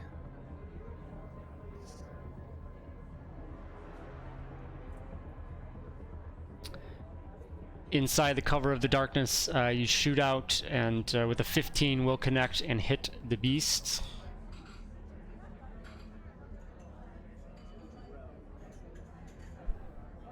Right. I'll follow up with some dual wield attacks. And a couple more shots, both connecting with a 22 and a 13. For 19 more points of damage. And that will do it for me. I guess I would move out of the way of the doorway, I guess, or however we would say, so that people can get through. All right. The group is able to mostly get through. There's maybe one or two that is, you you guys are still working on getting through. They're basically through. The Acklay is up, letting out another screech, seeing that its Bye, Valen. its food is all here, or his food is disappearing, and it is going to just rush forward towards Valen and let out a screech in your face as comes down with another bite attack. The 13 to hit. Nay for the horse. 15. Or Yeah. actually, that's a good question. Battle precog should still be up because we only did like a short rest between here and there, right? From the last time when I Yeah. Yeah. Oh, should be. because that's Last 8 hours, time right? was 15. Yeah, 8 hours. Just All making right, sure. Lan, you're up. Okay, I'm gonna try to give Valen some more covering fire so he doesn't get eaten. I'm just waiting for Valen to get like impaled and stuck to the ground, so we can't get to the doors. We just watch it slowly shut, and we're like, "Bye, Valen." 22 sacrifice I'm willing to from make. Lan. That will hit 16, 17 total. Yeah. And Valen, once again, you can move half your speed as your reaction without provoking opportunity attacks. Thank you very much. And then Lan is going to get the hell out of this arena and slide through the door. All right. Krellin. Well, at this point, since I hit the button, I'd just be running basically down the corridor to make sure I'm out of people's way, and that would be, Okay. I guess, Valen, it. the door is halfway closed. Slide. Oh. Do something cool. How much of a gap is there? I mean, Like, will it take an action to roll over under it? And I would assume. I mean, you can just get through it. You gotta, Sort of kind of walk slide through. But Okay. yeah. So, how's the acolyte looking? Can I tell? I mean, he's kind of rough. Okay. I'm gonna get here, and that's at the door. Get behind the door.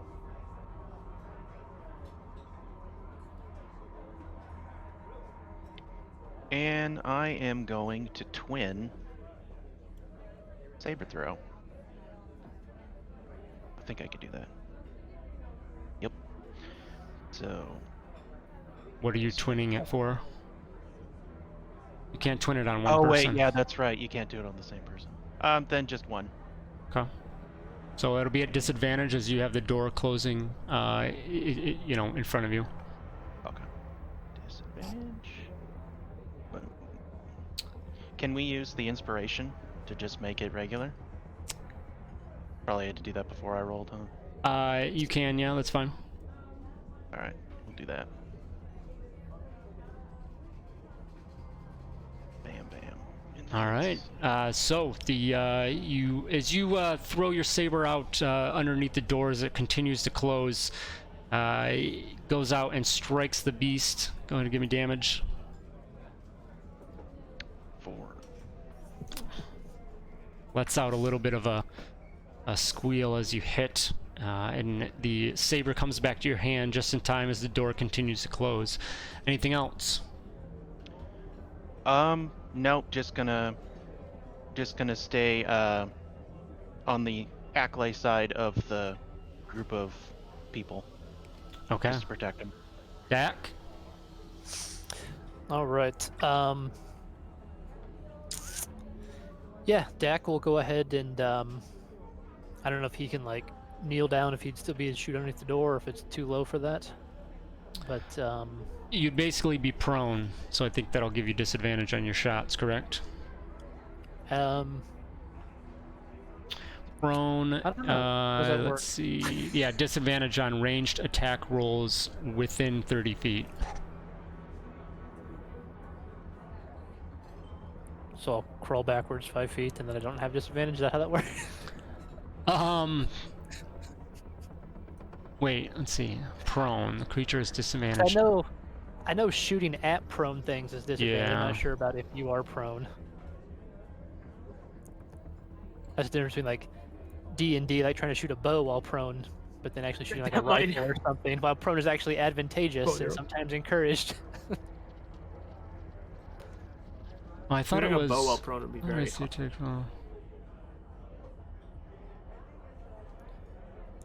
The sniper has gone prone.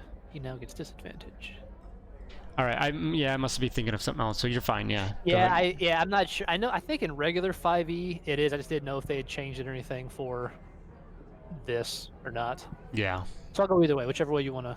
No, Follow yeah, it. that's fine. I think it says. I don't know if this is updated, but it says disadvantage on ranged attack rolls against targets within 30 feet. So yeah, you can back up. Okay, so whatever. I'll just- Yeah, I'll- you'll be fine. yeah. I mean, you're basically on Yeah, the edge Dak there, will- so. Yeah, Dak will back up and go prone, try to line up the shot with his pistols here. All right, 23 will hit. 7 points.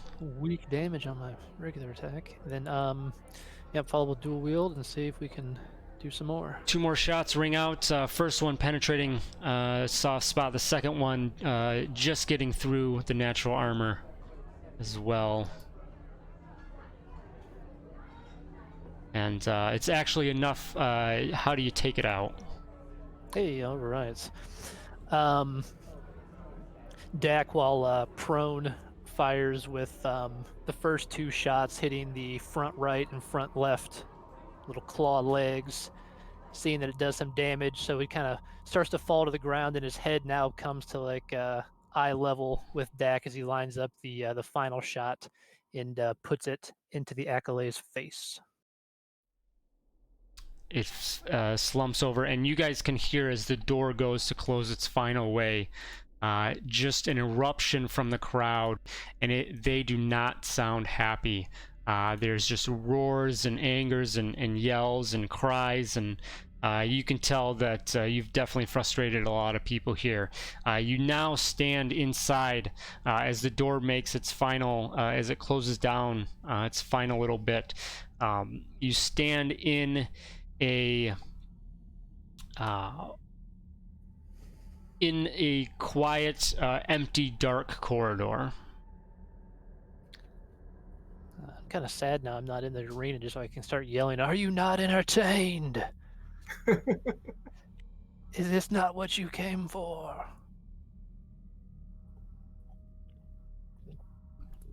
Do any of the people that we just saved from the arena look like they need any sort of healing? I mean, yeah, a couple of them, you know, they look a little battered. I mean, they're not horrible yet, but some decent gashes and whatnot from the massives as they came out. Oh, okay. Like, does it look like a wound they'll survive, like for a couple hours at least? Give me a medicine check. Okay. While Valen's deciding on to help these people and looking them over, Dak will probably just grab one of them that isn't totally beat up and just say, "Where are the rest of the Kalarans?" Valen, they all look like they're gonna be just fine for now, from here on out at least. Someone steps forward, Dak, and says, they're likely in the they're in the holding area. It's within the other beast pens, and they kind of point down the corridor, and there's a door towards the end, and it says it's just a long corridor basically. The larger door is much closer to the holding area. The larger door on the other side of the arena is closer to the holding area. Well, that seems counterintuitive. They brought you out through this door, they took you through the long way, eh? Should we just cut our losses, or?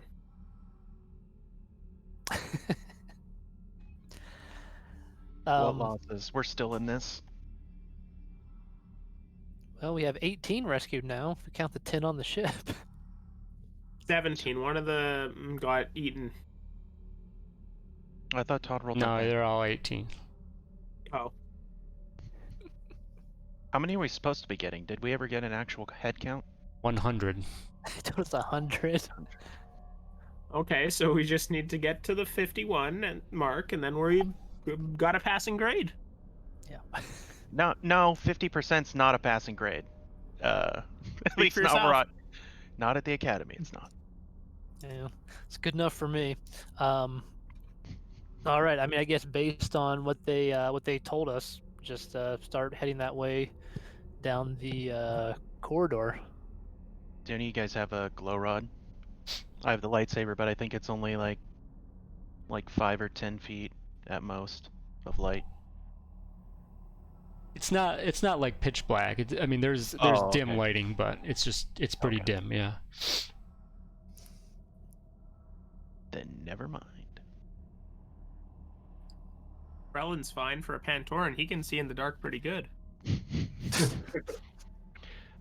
I'm gonna take this moment to apply a use of the trauma kit to myself to restore 1d6 plus 4 HP. 6. So now I'm back. All right. So you guys heading on Yeah. to the holding areas. Yes. All right. So the prisoners that you've came to their aid kind of help lead the way. You go through this small corridor that kind of you can tell that it kind of wraps around the arena, heading back to this holding area. And you're now in. You come into. Going through there, you eventually get to a little opening. It opens wider, and you find yourselves in the holding area. Basically, just one long, wide corridor. You see as you enter a number of heavy, thick blast doors on each side. Looking about, you count 4 on each side. It looks like they're not like evenly dispersed. Some of them seem that they might lead to a room that's a little bit wider than others. But as you enter in, you can hear a little bit murmurs I mean, you know, you're looking at what, good 80 prisoners, 82 prisoners that I think are down there waiting. Just kind of murmurs and cries from them as they don't know what's going on. And that's at the very end of this corridor. Beyond that, you guys hear you guys hear the sounds and the snarls and the grunts of other beasts that are clearly in these other holding pens. A few of them seem to kind of perk up as you approach, just, you know, whether they think that, you know, your handler's here to feed them or whatever, but they go about. Everyone give me a quick perception check.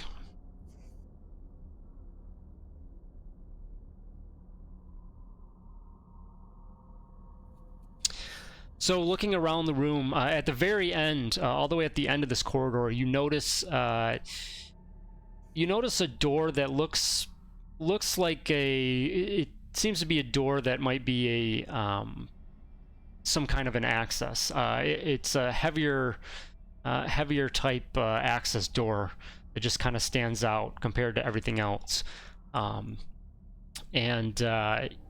Also, you as you scan the hallway, you see signs, markings on each of the doors here, and they all label the each pen, noting the beasts within. You see, starting on your left, closest to and going back, you see Massifs. You see the next one labeled Nexu. The next one after that labeled Nexu again. And then the fourth one on that left side of Vornsker. As you pan to the right side, closest to you, is a Corellian Sand Panther. Next, you have a pack of Neck Battle Dogs. After that, third is a Woolly Virmak. And lastly, you have another one labeled Ackley. The Valen and Lan, you guys pick up that the murmurs from the captives are coming seemingly from the pen, the farthest pen on the right, labeled Ackley. Like, I think I hear him over by the Ackley pen. I don't know what they're doing in there. I know Valen will walk over. Yeah, Lan's gonna go over to the Ackley pin as well. How do the locks look on all the other cages? Like, are they locked in? Or... yeah, it's a electronic like lock. I mean, they all seem like they're taken care of.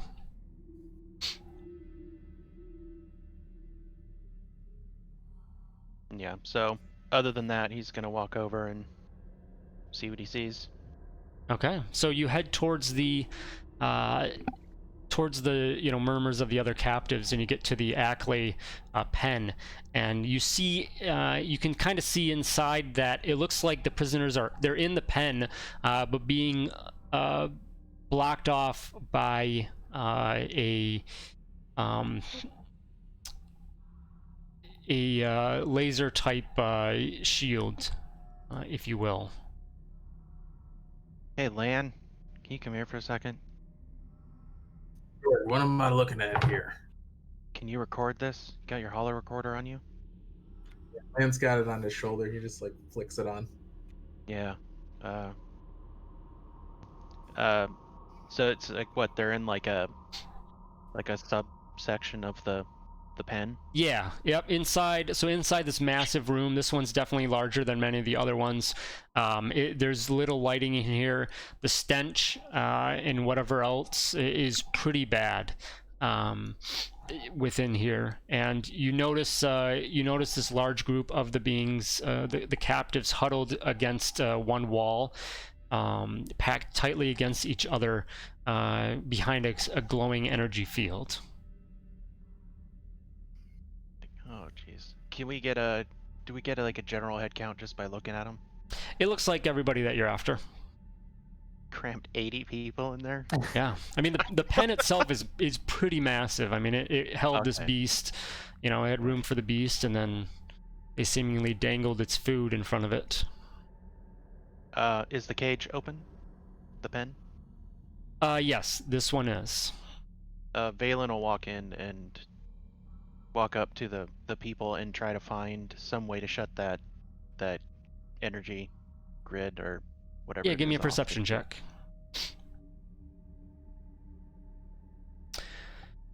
So you look around and you see that eventually you find a control panel next to the force energy field that seemingly would control it. Okay. Like, any one of you guys better suited with this technology might want to handle this? Or actually, does it look like something Valen would actually know how to use? Likely not. Probably out of your realm. Yeah. Lan, I don't know if you're good with these things. I could try slicing it. Whatever Yeah. works. Give me a Gotta get him out slicer's of there. check. While he's doing that, Valen wants to just kind of look over the people back there and see if there's any more injuries, like anything to address immediately on the 80 people. Yeah, back there. from your glance, they just look disheveled and kind of broken down. They're basically captives. So it doesn't look like there's anything too bad. A little malnourished and dirty, but beyond that, nothing major that they won't get through. So, as you Lan, as you step up and work on this device, it seems that there's something built into it that has some kind of a resistance to, without the proper key, and it resists you, and something another little light on the thing starts flashing red as you work on this. Krellin, I get on the comm link and call Krellin. I might need an assist on this.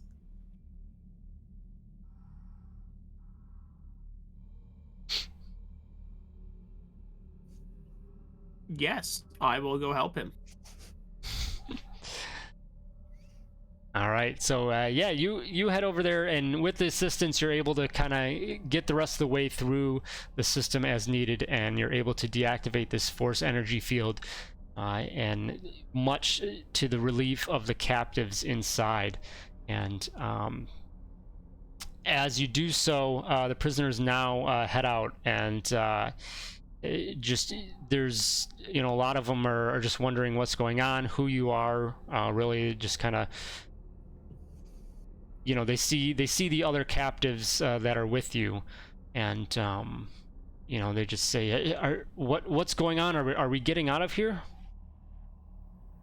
That's the plan. Like, I'm Valen Kor. I'm a Jedi Padawan. We're here to rescue you. You should have So just you- stopped at Jedi. Yeah, I So- should have. That's all you were worth. The temple could spare a Padawan for you miserable souls. I don't even think they know And I'm even here. then. Yeah, oh man, you're really selling yourself, hey? What's when we came in, you said there was like a giant. Were there like other doors, or is it just a big? So there's a big door? door that at the end of this corridor, so nearby this pen, Okay. that looks different. So Is that the only other way out of here? Other than maybe going back through and finding another way winding through the station. Oh. I guess So the captives, say, how are we gonna get out? We can't all of us What? get back through the station. Which one of them looks like the leader, like if there is one? So eventually, actually, Krellin would notice, if looking through the crowd, would see Naya, the female that Right. counterpart to San, that he'd be familiar with, and she would kind of step forward and be the point person of the group. So what is behind this big door? Like, if we open that, is there going to be another acolyte coming at us, or something even worse? She says that is actually an airlock. Oh, so deadly space. Okay. That's where they expose of essentially the dearly departed, if you will. Idea. Well, Clean we've up got after our- the Call the ship to it. fights. yeah, Yeah. Krellin and Dak on the same wavelength again. Yeah. Oh yeah. Dak's Ship. got the little data pad, 1 to blow something up, 2 to call the transport. It's going to get that out and hit number 2 on the pad and hope that this works. The station blows up. Yeah. Shit, wrong button. So you send out a signal to the Action 5 to come down, and it looks like that there's a call back from one of the from San, who was on the ship, and just says, we have a call. You requesting a pickup? Where are we coming in? I forgot those people back on the ship. The ship just flies off with them in it. Like, what the hell? Yeah. I've signaled the ship for the auto pickup. Hopefully the coordinates have come through on your side. Says we'll keep an eye out and pay attention to where it comes down. Where are you guys at? We're inside the. Oh wait.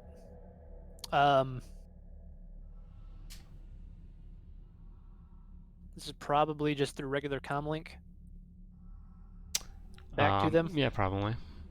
Okay. Don't know who's listening. Don't worry. It's we have your takeout order ready to go for pickup.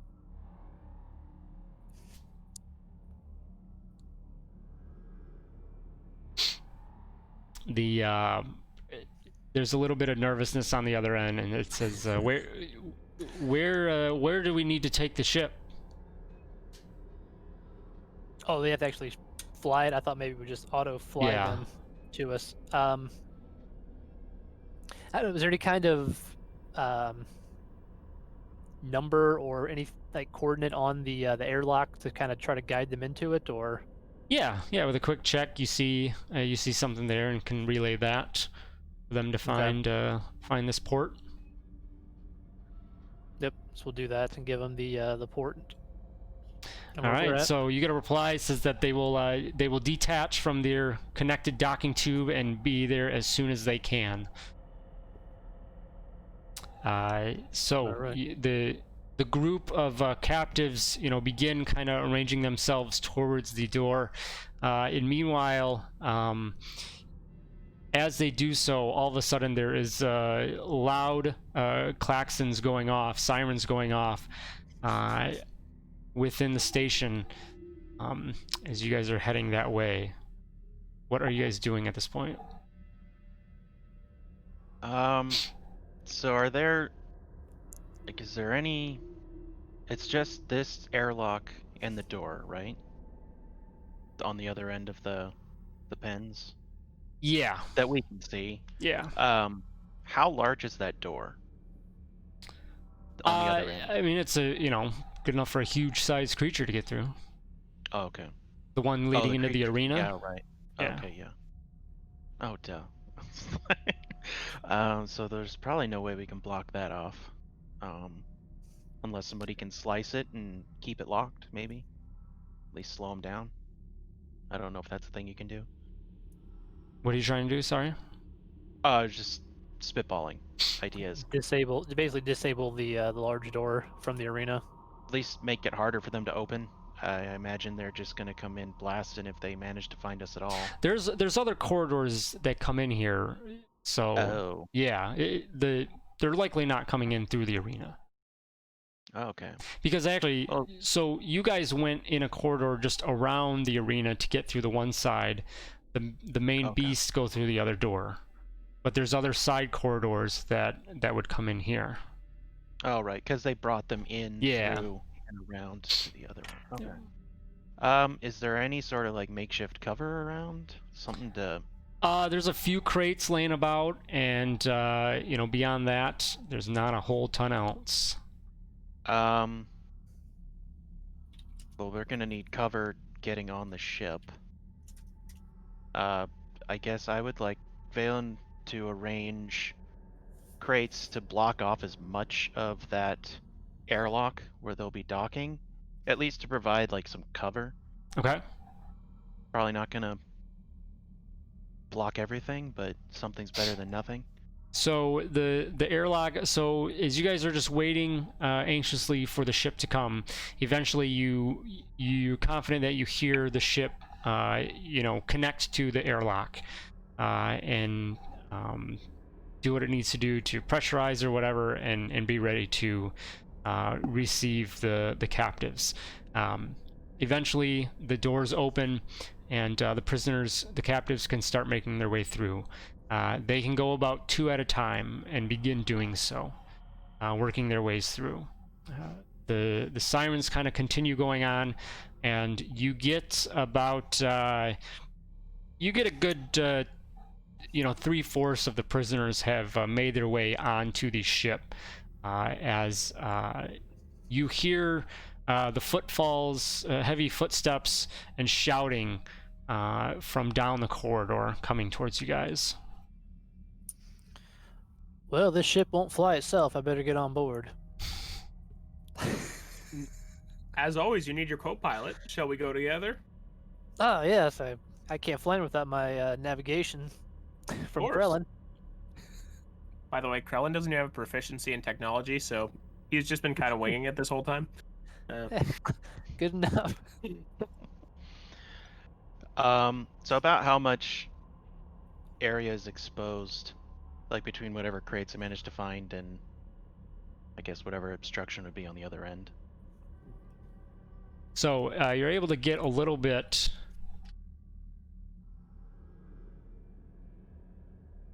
As you guys, as we come over here.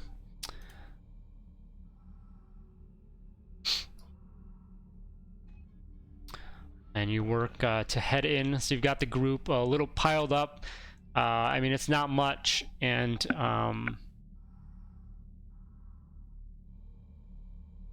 they're continuing working. You've got about 10 to 15 more of these people that are working their way to get in. And they're going 2 at a time? Yeah. Around, you said? Okay. 2 at a time, and let's see, 1 second. It was 3 pair can go per round, so 6 total. So it's going to take 2 or 3 more rounds at least to get everyone through, and then probably another one for you guys as well. Okay. Do I see any piles of debris I could use for project? You look about, and no, it doesn't look like there's much here. You had these crates that looked to be, likely supplies for the beasts and the creatures, who are meanwhile just, seemingly really riled up with all the activity going on. But yeah, otherwise it doesn't look like there's anything significant here in the room. So, Can I see inside one of the crates? Is it easy to pop off? You can, if you want to do an investigation check. Yeah, I just want to see if there's something I can use here. Yeah, so you just find some like grains and some kind of like, it just looks like feed for the animals. Would that work for a projector? Does it need to be something a little No. more Yeah, substantial? this is. Face full of wheat. Here you go. Yep. Have some Hope- flaxseed, bitch, in your face. Hope they have a wheat allergy and choke and die. Exactly. Okay, well, that's... So the you guys continue as they work on, and you see a few pirates from the station come around the corner and enter into the room, trying to delay your departure.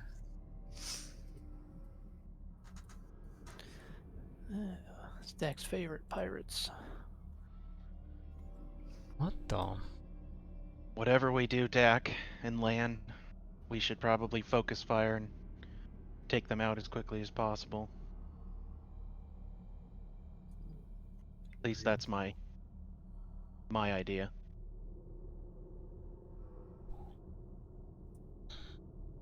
I am open to suggestion. And Valen's gonna ignite his saber. Try to kill them all. That's my plan.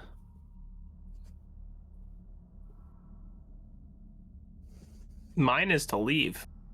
Well, I mean, yeah, I'm gonna shoot them until I can get on board Yeah. the ship here, and then we're getting out of here.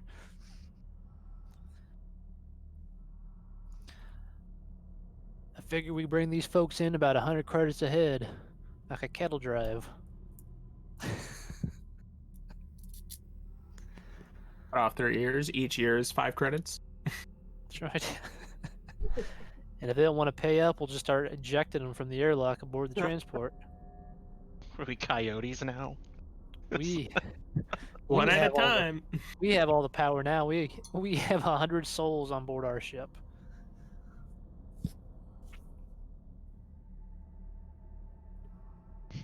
All Is right. that their initiative? What? That is some ass roll. Yeah. Roll 20 can fucking suck it tonight. All right, Lan, you're up. Okay, I'll shoot the guy that's straight in front of me on the left there.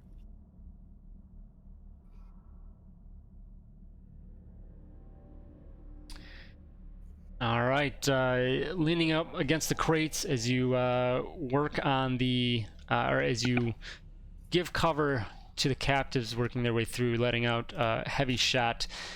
You definitely connect with a 17, and that's plenty. That you actually take him down in the one shot. All right, well, it's a good turn. I'm gonna end it right there. All right, Valen.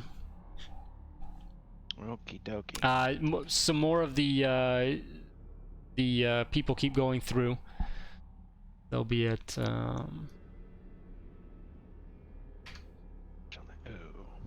that's not good. And there's nothing to throw. Okay. Well, how does the guard action work? You use your action, you basically protect someone from, is it melee and ranged? And take the damage for them? Let me take a look here. Sure. Let's see. Rule combat guard. You can defend a creature within 5 feet of you until the start of your next turn. Any attack roll made against the guarded ally has disadvantage if you can see the attacker, as long as the ally is within 5 feet of you. If an attack would hit the ally, you can instead have it hit you. No action required. But if you do so, maximum damage instead of rolling. Okay. Well, they're within 5 feet. I'll have to do that. I'll guard the people, Okay. and that'll be turn. All right. Dak. All right, Dak is going to sling the slug rifle off of his back and steadied on the crates there in front of him, and fire. Are these guys? Would these two be considered within a 10-foot? I'm trying to Yeah. do the burst thing. Okay, so yeah, I'm gonna do the burst thing on these two up here in the top Okay. right corner. So that would be a DC. If I'm reading this right, 8 plus my attack, which is 6. So 14. DC 14 Dex save, I believe. Yeah, Dex save. All right, the top guy Include fails, the proficiency? bottom guy will succeed. Say that again. Oh, sorry, never mind. The No, top never mind. guy fails, the bottom one succeeds. Jumping out of the way. Okay. I think that means the top one takes. Damn, yeah, Just regular basically damage? it's like a hit and a miss. So, all right, top one takes 9. Get the token actions out of here, please.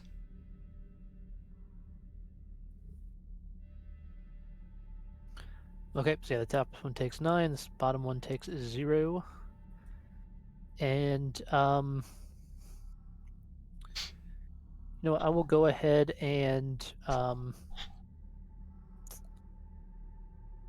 action surge and do that again. All right.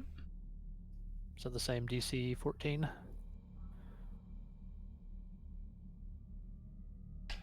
All right, bottom guy is pretty nimble. Gets out of the way. Bottom guy just doesn't want to get hit. 10 more, top guy. That takes top one out. All right, and that let's see. And is reload a bonus action? I think I Yeah, thought it you was do either that. or. Yeah, I think that's what we've done in the past. It just because it's so infrequent. This thing I just burnt through all 12 shots. yeah. Yep, bonus action. So yeah, I'll use my bonus action to go ahead and reload this thing and duck down behind the box. All right, Krellin. Oh, with water in my mouth.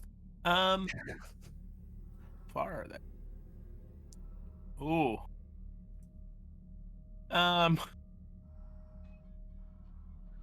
I duck behind the crates. Sure, I can't be shot at. It's my turn. Okay. All right, that guy's Pistol never can't shoot down. 70 feet. I mean, All right, I this guess they could try. ruffian runs forward and pulls up his a pistol and then shoot, and you see him look like he knows that he wants to go after the prisoners just to kind of slow his operation down. Valen, first choose a number from 1 through 20. Oh, Or actually do this. D20 roll. Because you can only guard one of them. oh, I see what you're doing. Okay. So actually just roll you just roll 1d20 and then I will roll a d20. Okay. Okay. So this guy shoots out at one of the people that are not being guarded by you.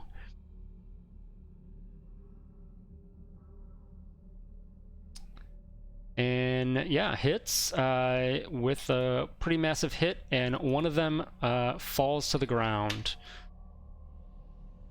He dead? He is basically incapacitated, yes.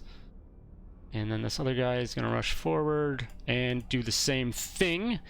So you are guarding number 16. Okay. And yeah, it takes another massive hit, but is does not go down. Lan, you're up. Okay. I'm gonna try to do another hole in one. Shoot this guy over here. Which one are you going after? Okay. This guy. So you line up another shot. Maybe they get a little bit closer to your range and it throws you off. You do head off the side, but it looks like he has just enough armor to deflect the shot and it does not connect. All right. I will move back a space and end my turn. Okay. More of them get through. You have about half of them got through. There's think that most of them should be through next time around. Valen, you're up. Okay.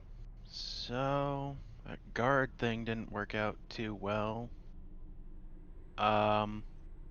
So did both those guys? One guy went incapacitated. The other guy, There's someone else that's just badly hurt. just badly hurt. Yeah. Okay. I think that's both an action. So probably easier for me to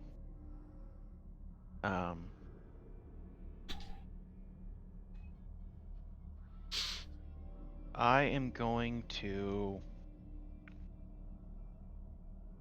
twin heal both of them. How much hit points do they have? I get +9, so they're probably fully 10. back, right? Yeah, they'll be back to full. So, do you want me to roll? If it's they just get 9 automatically, or It's 1d8 + 9. So oh, okay. Yeah, nope, that's fine then. They're up. Yeah. Okay. And then that's my action. I don't know what else I can do as a bonus action. I'll just stay there and try to hopefully attract the guard's attention. And that's Okay. turn. Dak. All right. Dak has his rifle reloaded now. He'll pop up back out of cover from behind the box and turn around and ready his rifle on the crates again for extra stability, and fire at this one here on the top. However, right as he's getting ready to shoot, though, he'll briefly kind of close his eyes and take a deep breath, and he's going to be casting Phase Strike on himself here on this attack. Which means, give myself advantage, right? Advantage if it hits it is an extra 1d8.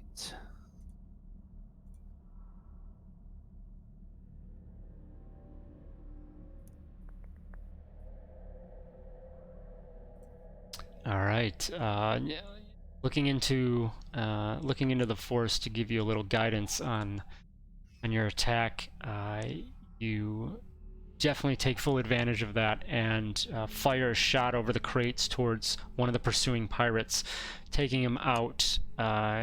Hitting him with a 24, with a massive hit of 10 points. He's looking rough, but he's still there. It'd be an extra 2 for the force damage. Alrighty. Still up, but he's looking rough. Yeah. That will be it. Yep. All right. I'll duck down behind the box again. Okay, Krellin. All right. Aha! They've fallen into my trap. I can actually shoot at them now. I will fire my pistol at the one on the left. All right, as you lean up over the crate as well, getting a shot off, you are just able to penetrate a soft spot in the armor, getting through. Go ahead and give me damage. Wonderful. Oh, click that twice. All right, 7. Significant hit there. Looks like that definitely holds him up a bit. Still coming at you though. Anything else? No, I just ducked back behind the crate. All right. Like sit back down. So ruffians are up, and he's going to move over to the side a little bit and take another shot towards the prisoners. And hit with a 23 for 7, so one of them is looking pretty rough now, and the other one is going to do the same.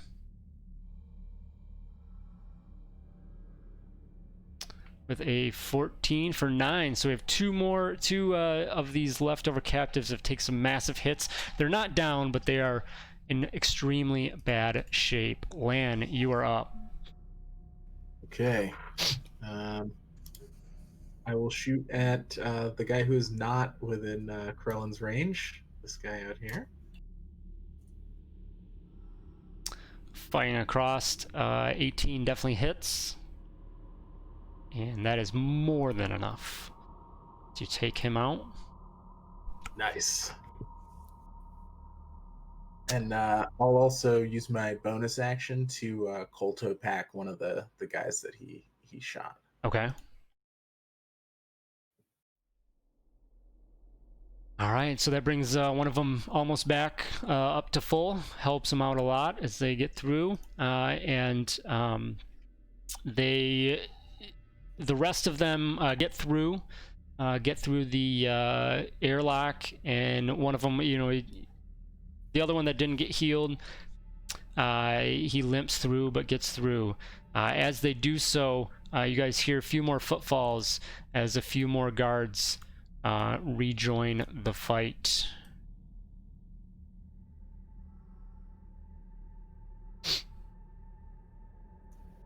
Yeah, there's zombies. A massive virus has creeped aboard the ship. Yeah. Red Harvest.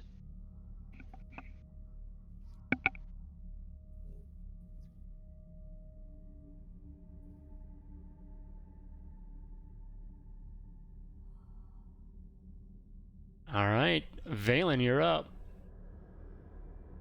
All right, so they're on the ship now. They are on the ship. Perfecto. Let's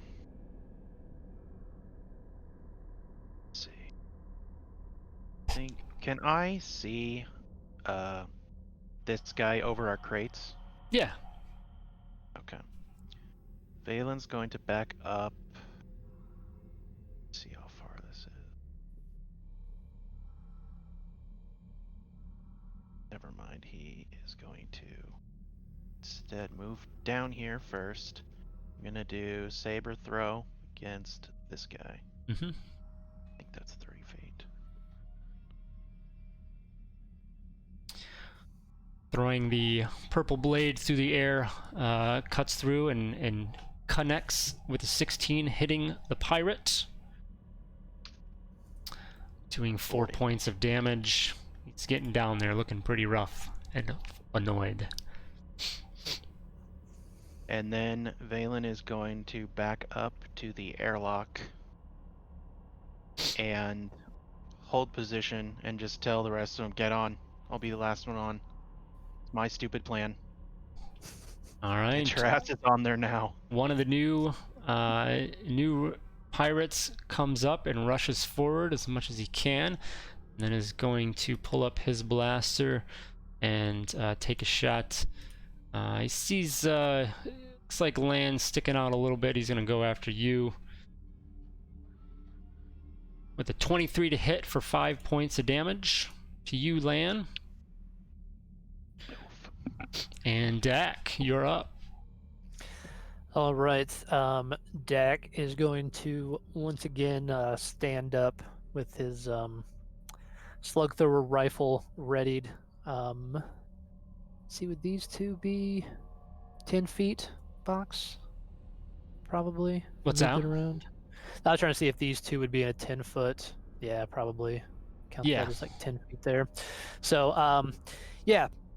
Just gonna kind of stand up and start moving backwards with the rifle, kind of hip firing with that sort of lever action on it, firing 6 burst shots towards the 2 ruffians here.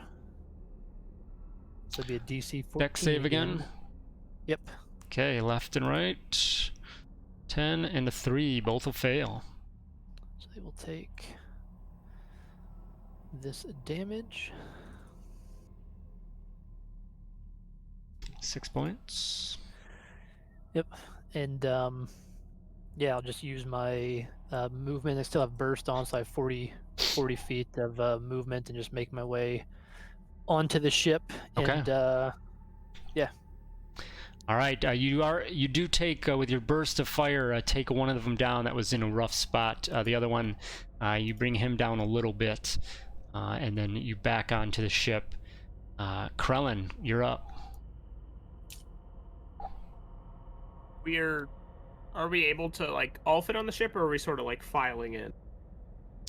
You can go like too wide on the airlock. Dak, you said you went on, right? Yeah, I'm gone. I'll move myself like way over here. Like I'm on the ship, out of the way. Okay, then I would simply stand up and casually walk onto the ship. Okay. And that's my turn. All right. So the new pirates are gonna rush forward,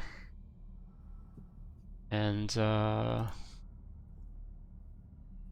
yeah, Valen, you are luckily just out of range.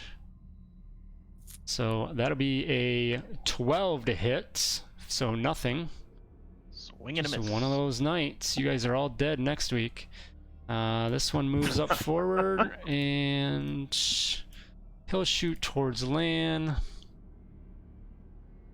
with a 20 to hit for 3 more, a whopping 3 energy to you, Lan. Alright. And let's see, what did I miss a guy? Why is that double? Oh, I know why. Oh, the guy we killed. 15. So this guy, okay, so that was a 5, and then this guy's dead. And then this, okay, so we are at Lan, we're at you. Okay. This guy shot at me, so I'm Yes. gonna shoot him. All right, firing off 26, definitely hits, heavy 6 points. He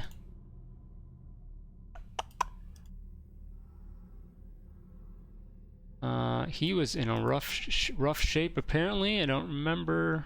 He shouldn't have been attacked. No, this one I shot. Yeah, I don't think it's ever been hit. 6 points there. I think they're like linked tokens or some shit. They're all kind of in a mess, but Yeah. that's stupid. All right. Yeah. Anything else, Lan? No, I'm gonna get on the ship. Get the hell off this rock. All right, Valen. Oh, okay. Is there like a button to hit to close the airlock and get on? Yeah.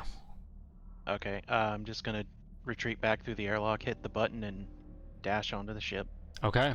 So you do so, running in, hitting the initial door button, going into the station, and then getting aboard the ship, hitting that one, and allowing the ship to do what it needs to do for you to detach from the station, from this airlock here, and you pull away with a ship now full of captives that you have rescued, and hopefully getting the rest of the way from a Burnout. Aboard the freighter, you pull away. Dak, if assumingly you head up to the cockpit to take over and get you guys out of here, making your jump to Kularin. So give me a quick piloting check to get out of here. All right, so you got in a hang of this massive ship. Your short time with it, and are able to guide yourselves away and get to your jump point to do so. Eventually, the familiar view of Kularin comes into view as you come into real space, and looking over your ship's sensors and whatnot, you notice there's no ships in the immediate area, including any Therian ships. You set your course for Kularin when a light begins to flash on the panels, seemingly sending you a comm message. So reach over and hit the green answer button. As you do so, the information comes over. It's not an audio, comm, but rather just a series of numbers, data information, if you will. Give me a quick piloting check, another piloting check, Dak. Ooh. I'll throw my Defiant on there. Okay. So, scratching your head for a minute, kind of confused, and then eventually it comes clear as that you realize, like, oh, these look like coordinates. And then when you realize that's what they likely are, it makes a lot of sense.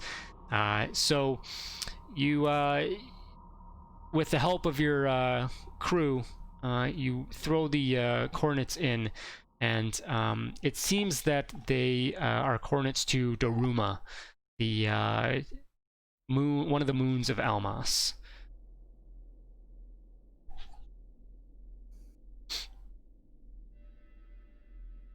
All right.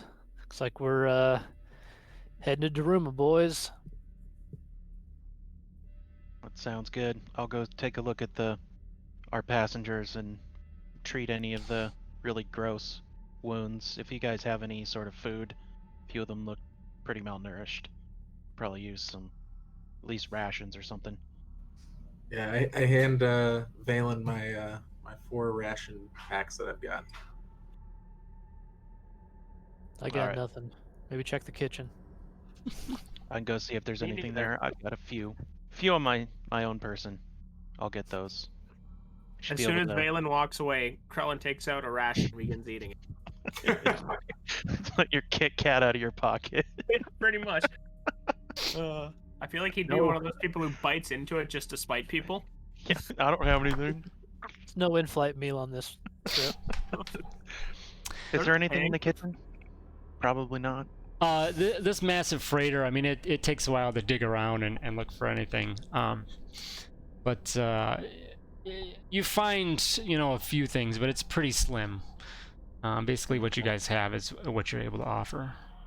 I'll give half rations to I think we have 9 total rations, so that's...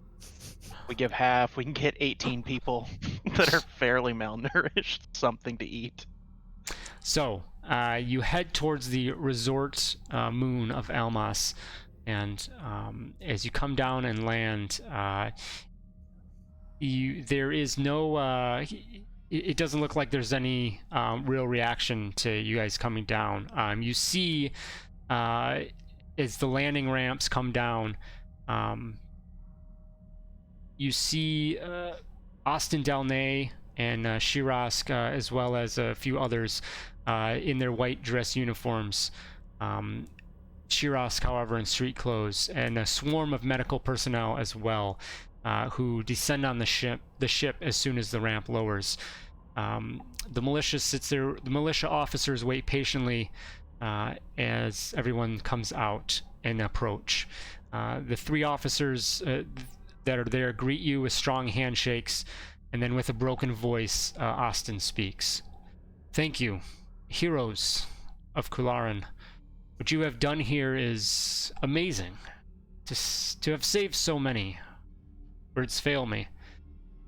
Know that once again you have the gratitude of the militia, and I believe of Kularan herself." Shirask then looks at each of you. "What has happened must remain secret for now. We believe the citizens of the system would panic if they knew scores of their fellows had been abducted and removed from Kularan without anyone notice. The beings you rescued will stay here until they have regained their health. Then they will be allowed to return to their homes with the story that they won free vacations to the resort." Shirask, I don't mean to be a wet blanket, but are the people not going to be warned about any of this? They could just get abducted without ever knowing? What are we doing to stem them from taking more people? He replies that, that is a very valid concern, but the militia is looking into that and will be doing what they can to, try and squash the Brotherhood's, doings, capturing people and then sending them to Burnout and whatnot. So they will be doing what they can to take care of that. And additionally, have you made contact with Master Lanius at the temple? I'm sure he'd be willing to send you whatever he can. Might not be much, but one Jedi got 100 of you back, so one and 3 others, but one Jedi.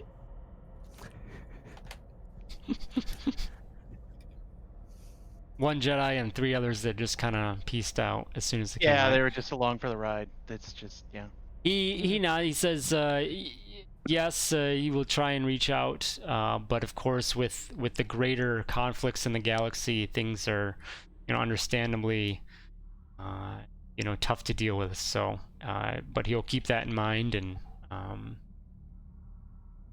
he says that he'll definitely put in a good word on your own work here as well.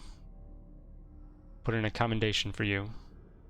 Oh, don't worry about it. It's all in the day's work. The other 3 might be interested in something like that, but this is my job. It's my life. The Shirosk thanks you again, and he does reward each of you with 1,000 credits each. He says it's not a lot, but things are tight with the militia, but it's what we can offer, and I greatly appreciate the help. Well, Dak, how much did that guy's information cost you? The squib. 1,000. I'll hand my 1,000 credits over to him. Like, here. Take it. Dak will nod his head and take it. Maybe next time, however, if the Jedi jumps in and starts fighting things, maybe follow him. I've done this thing a few times before. Next time, I'm considering just letting you die. That was not a very safe maneuver. Isn't that what you did this time? Did you not see me in the ring? I believe I'm the one that killed the Mastiff that was attacking you. And I'm the one Maybe who... in all the confusion, your Jedi senses went haywire and must have missed that.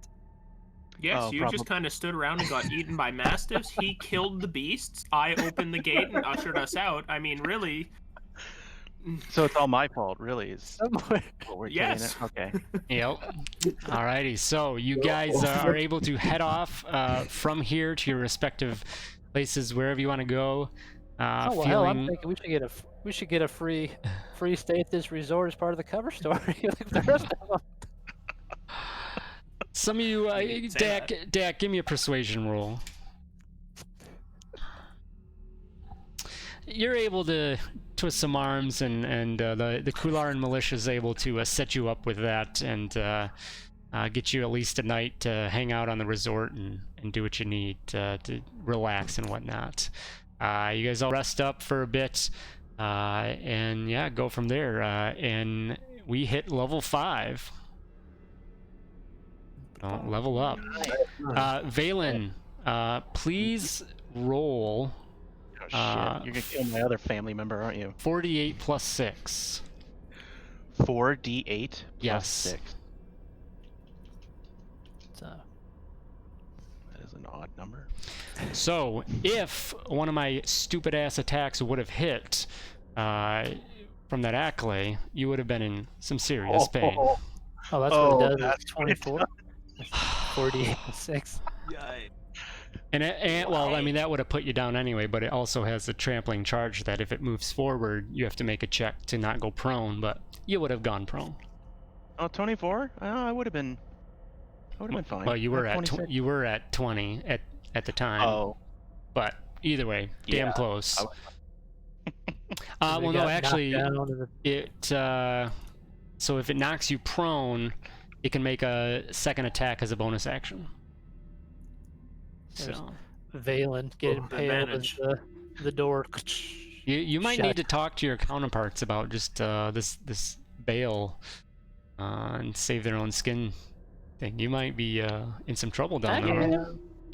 The timing was a little risky. I thought to start the door shutting before anybody else was through, but that was a well thought out plan. It was a good. What do It you- all worked out, but What? it was very poorly planned. I It mean, wasn't- if you think about it, timing the door so that the Acklay can't get through and risking maybe losing 1 or 2 people is better than the Acklay getting through and just eating all of us. So That's true. Valen said he No, didn't want to true. see them die. he's so- the one who jumped into the pit with the monsters. All right, he started it, And I was the last one off the damn station, so as it should be. quit your bitch. So, Valen, you will get an inspiration for that selflessness for sure. great. So, next session, you'll be able to be up to 2. Lan and Dak, you guys with your singles will carry over for that. So, yeah. But yeah, so we hit level 5. And we'll go from there next time, guys. All right. Okay, do we know how much downtime between? Not yet. At least a week. But Okay. yeah, I'll let you know. All right. I'm losing Sabak losing money on Sabak. Yeah, you guys got to do some gambling. We got some new gambling rules to test out. True. We'll hang out in the resort here and do some gambling. Yeah. I Try mean, to Are we all hustle- hanging out here, hustle- or Hustle the rich locals that are staying at the resort here. Yeah. Lan has a lot of people to hand business cards out to at this resort. Krellin's been here before. He came here for like 2 weeks after we disappeared for 10 years. So That's true. you know he knows his way around. Yeah. So yeah, we got to Forever. definitely pull up our gambling rules and test that out as you guys are hanging out. were we all here, or was it just Dak? For what? I did the resort. Oh yeah, you guys can all be there. Yeah. Oh, okay. So. Figure Valen will stay and like, you guys want to see something I made? 2 somethings I made, and he'll pull out the holocrons. It's like, well, I didn't really make the holocron. The technique to make those is a little bit beyond me, but I recorded myself in one. Is it for playing a sports game? It looks like some kind of a weird ball. No, it's he'll hold it up and just use the force to activate it. It's a dodecahedron. That's 12-sided, right? What now? A dodecahedron. And he'll use it to activate it, and it starts glowing and shifting, and then eventually you see an image of him pop up. Like, hi, I'm Valen Core. I'm here to show you force technique ability. And then it just Now goes. there's 2 of them. This is getting out of hand, and Krellin walks away. He's like, all right, well, I thought that might be a good party trick, but I guess not. Alrighty. Yes, I think that's appropriate. Fade to black. Krellin's just like, peace out. So, all right, guys, good stuff. We will see you in a week. Have a good night. All right. All See you right, guys. See.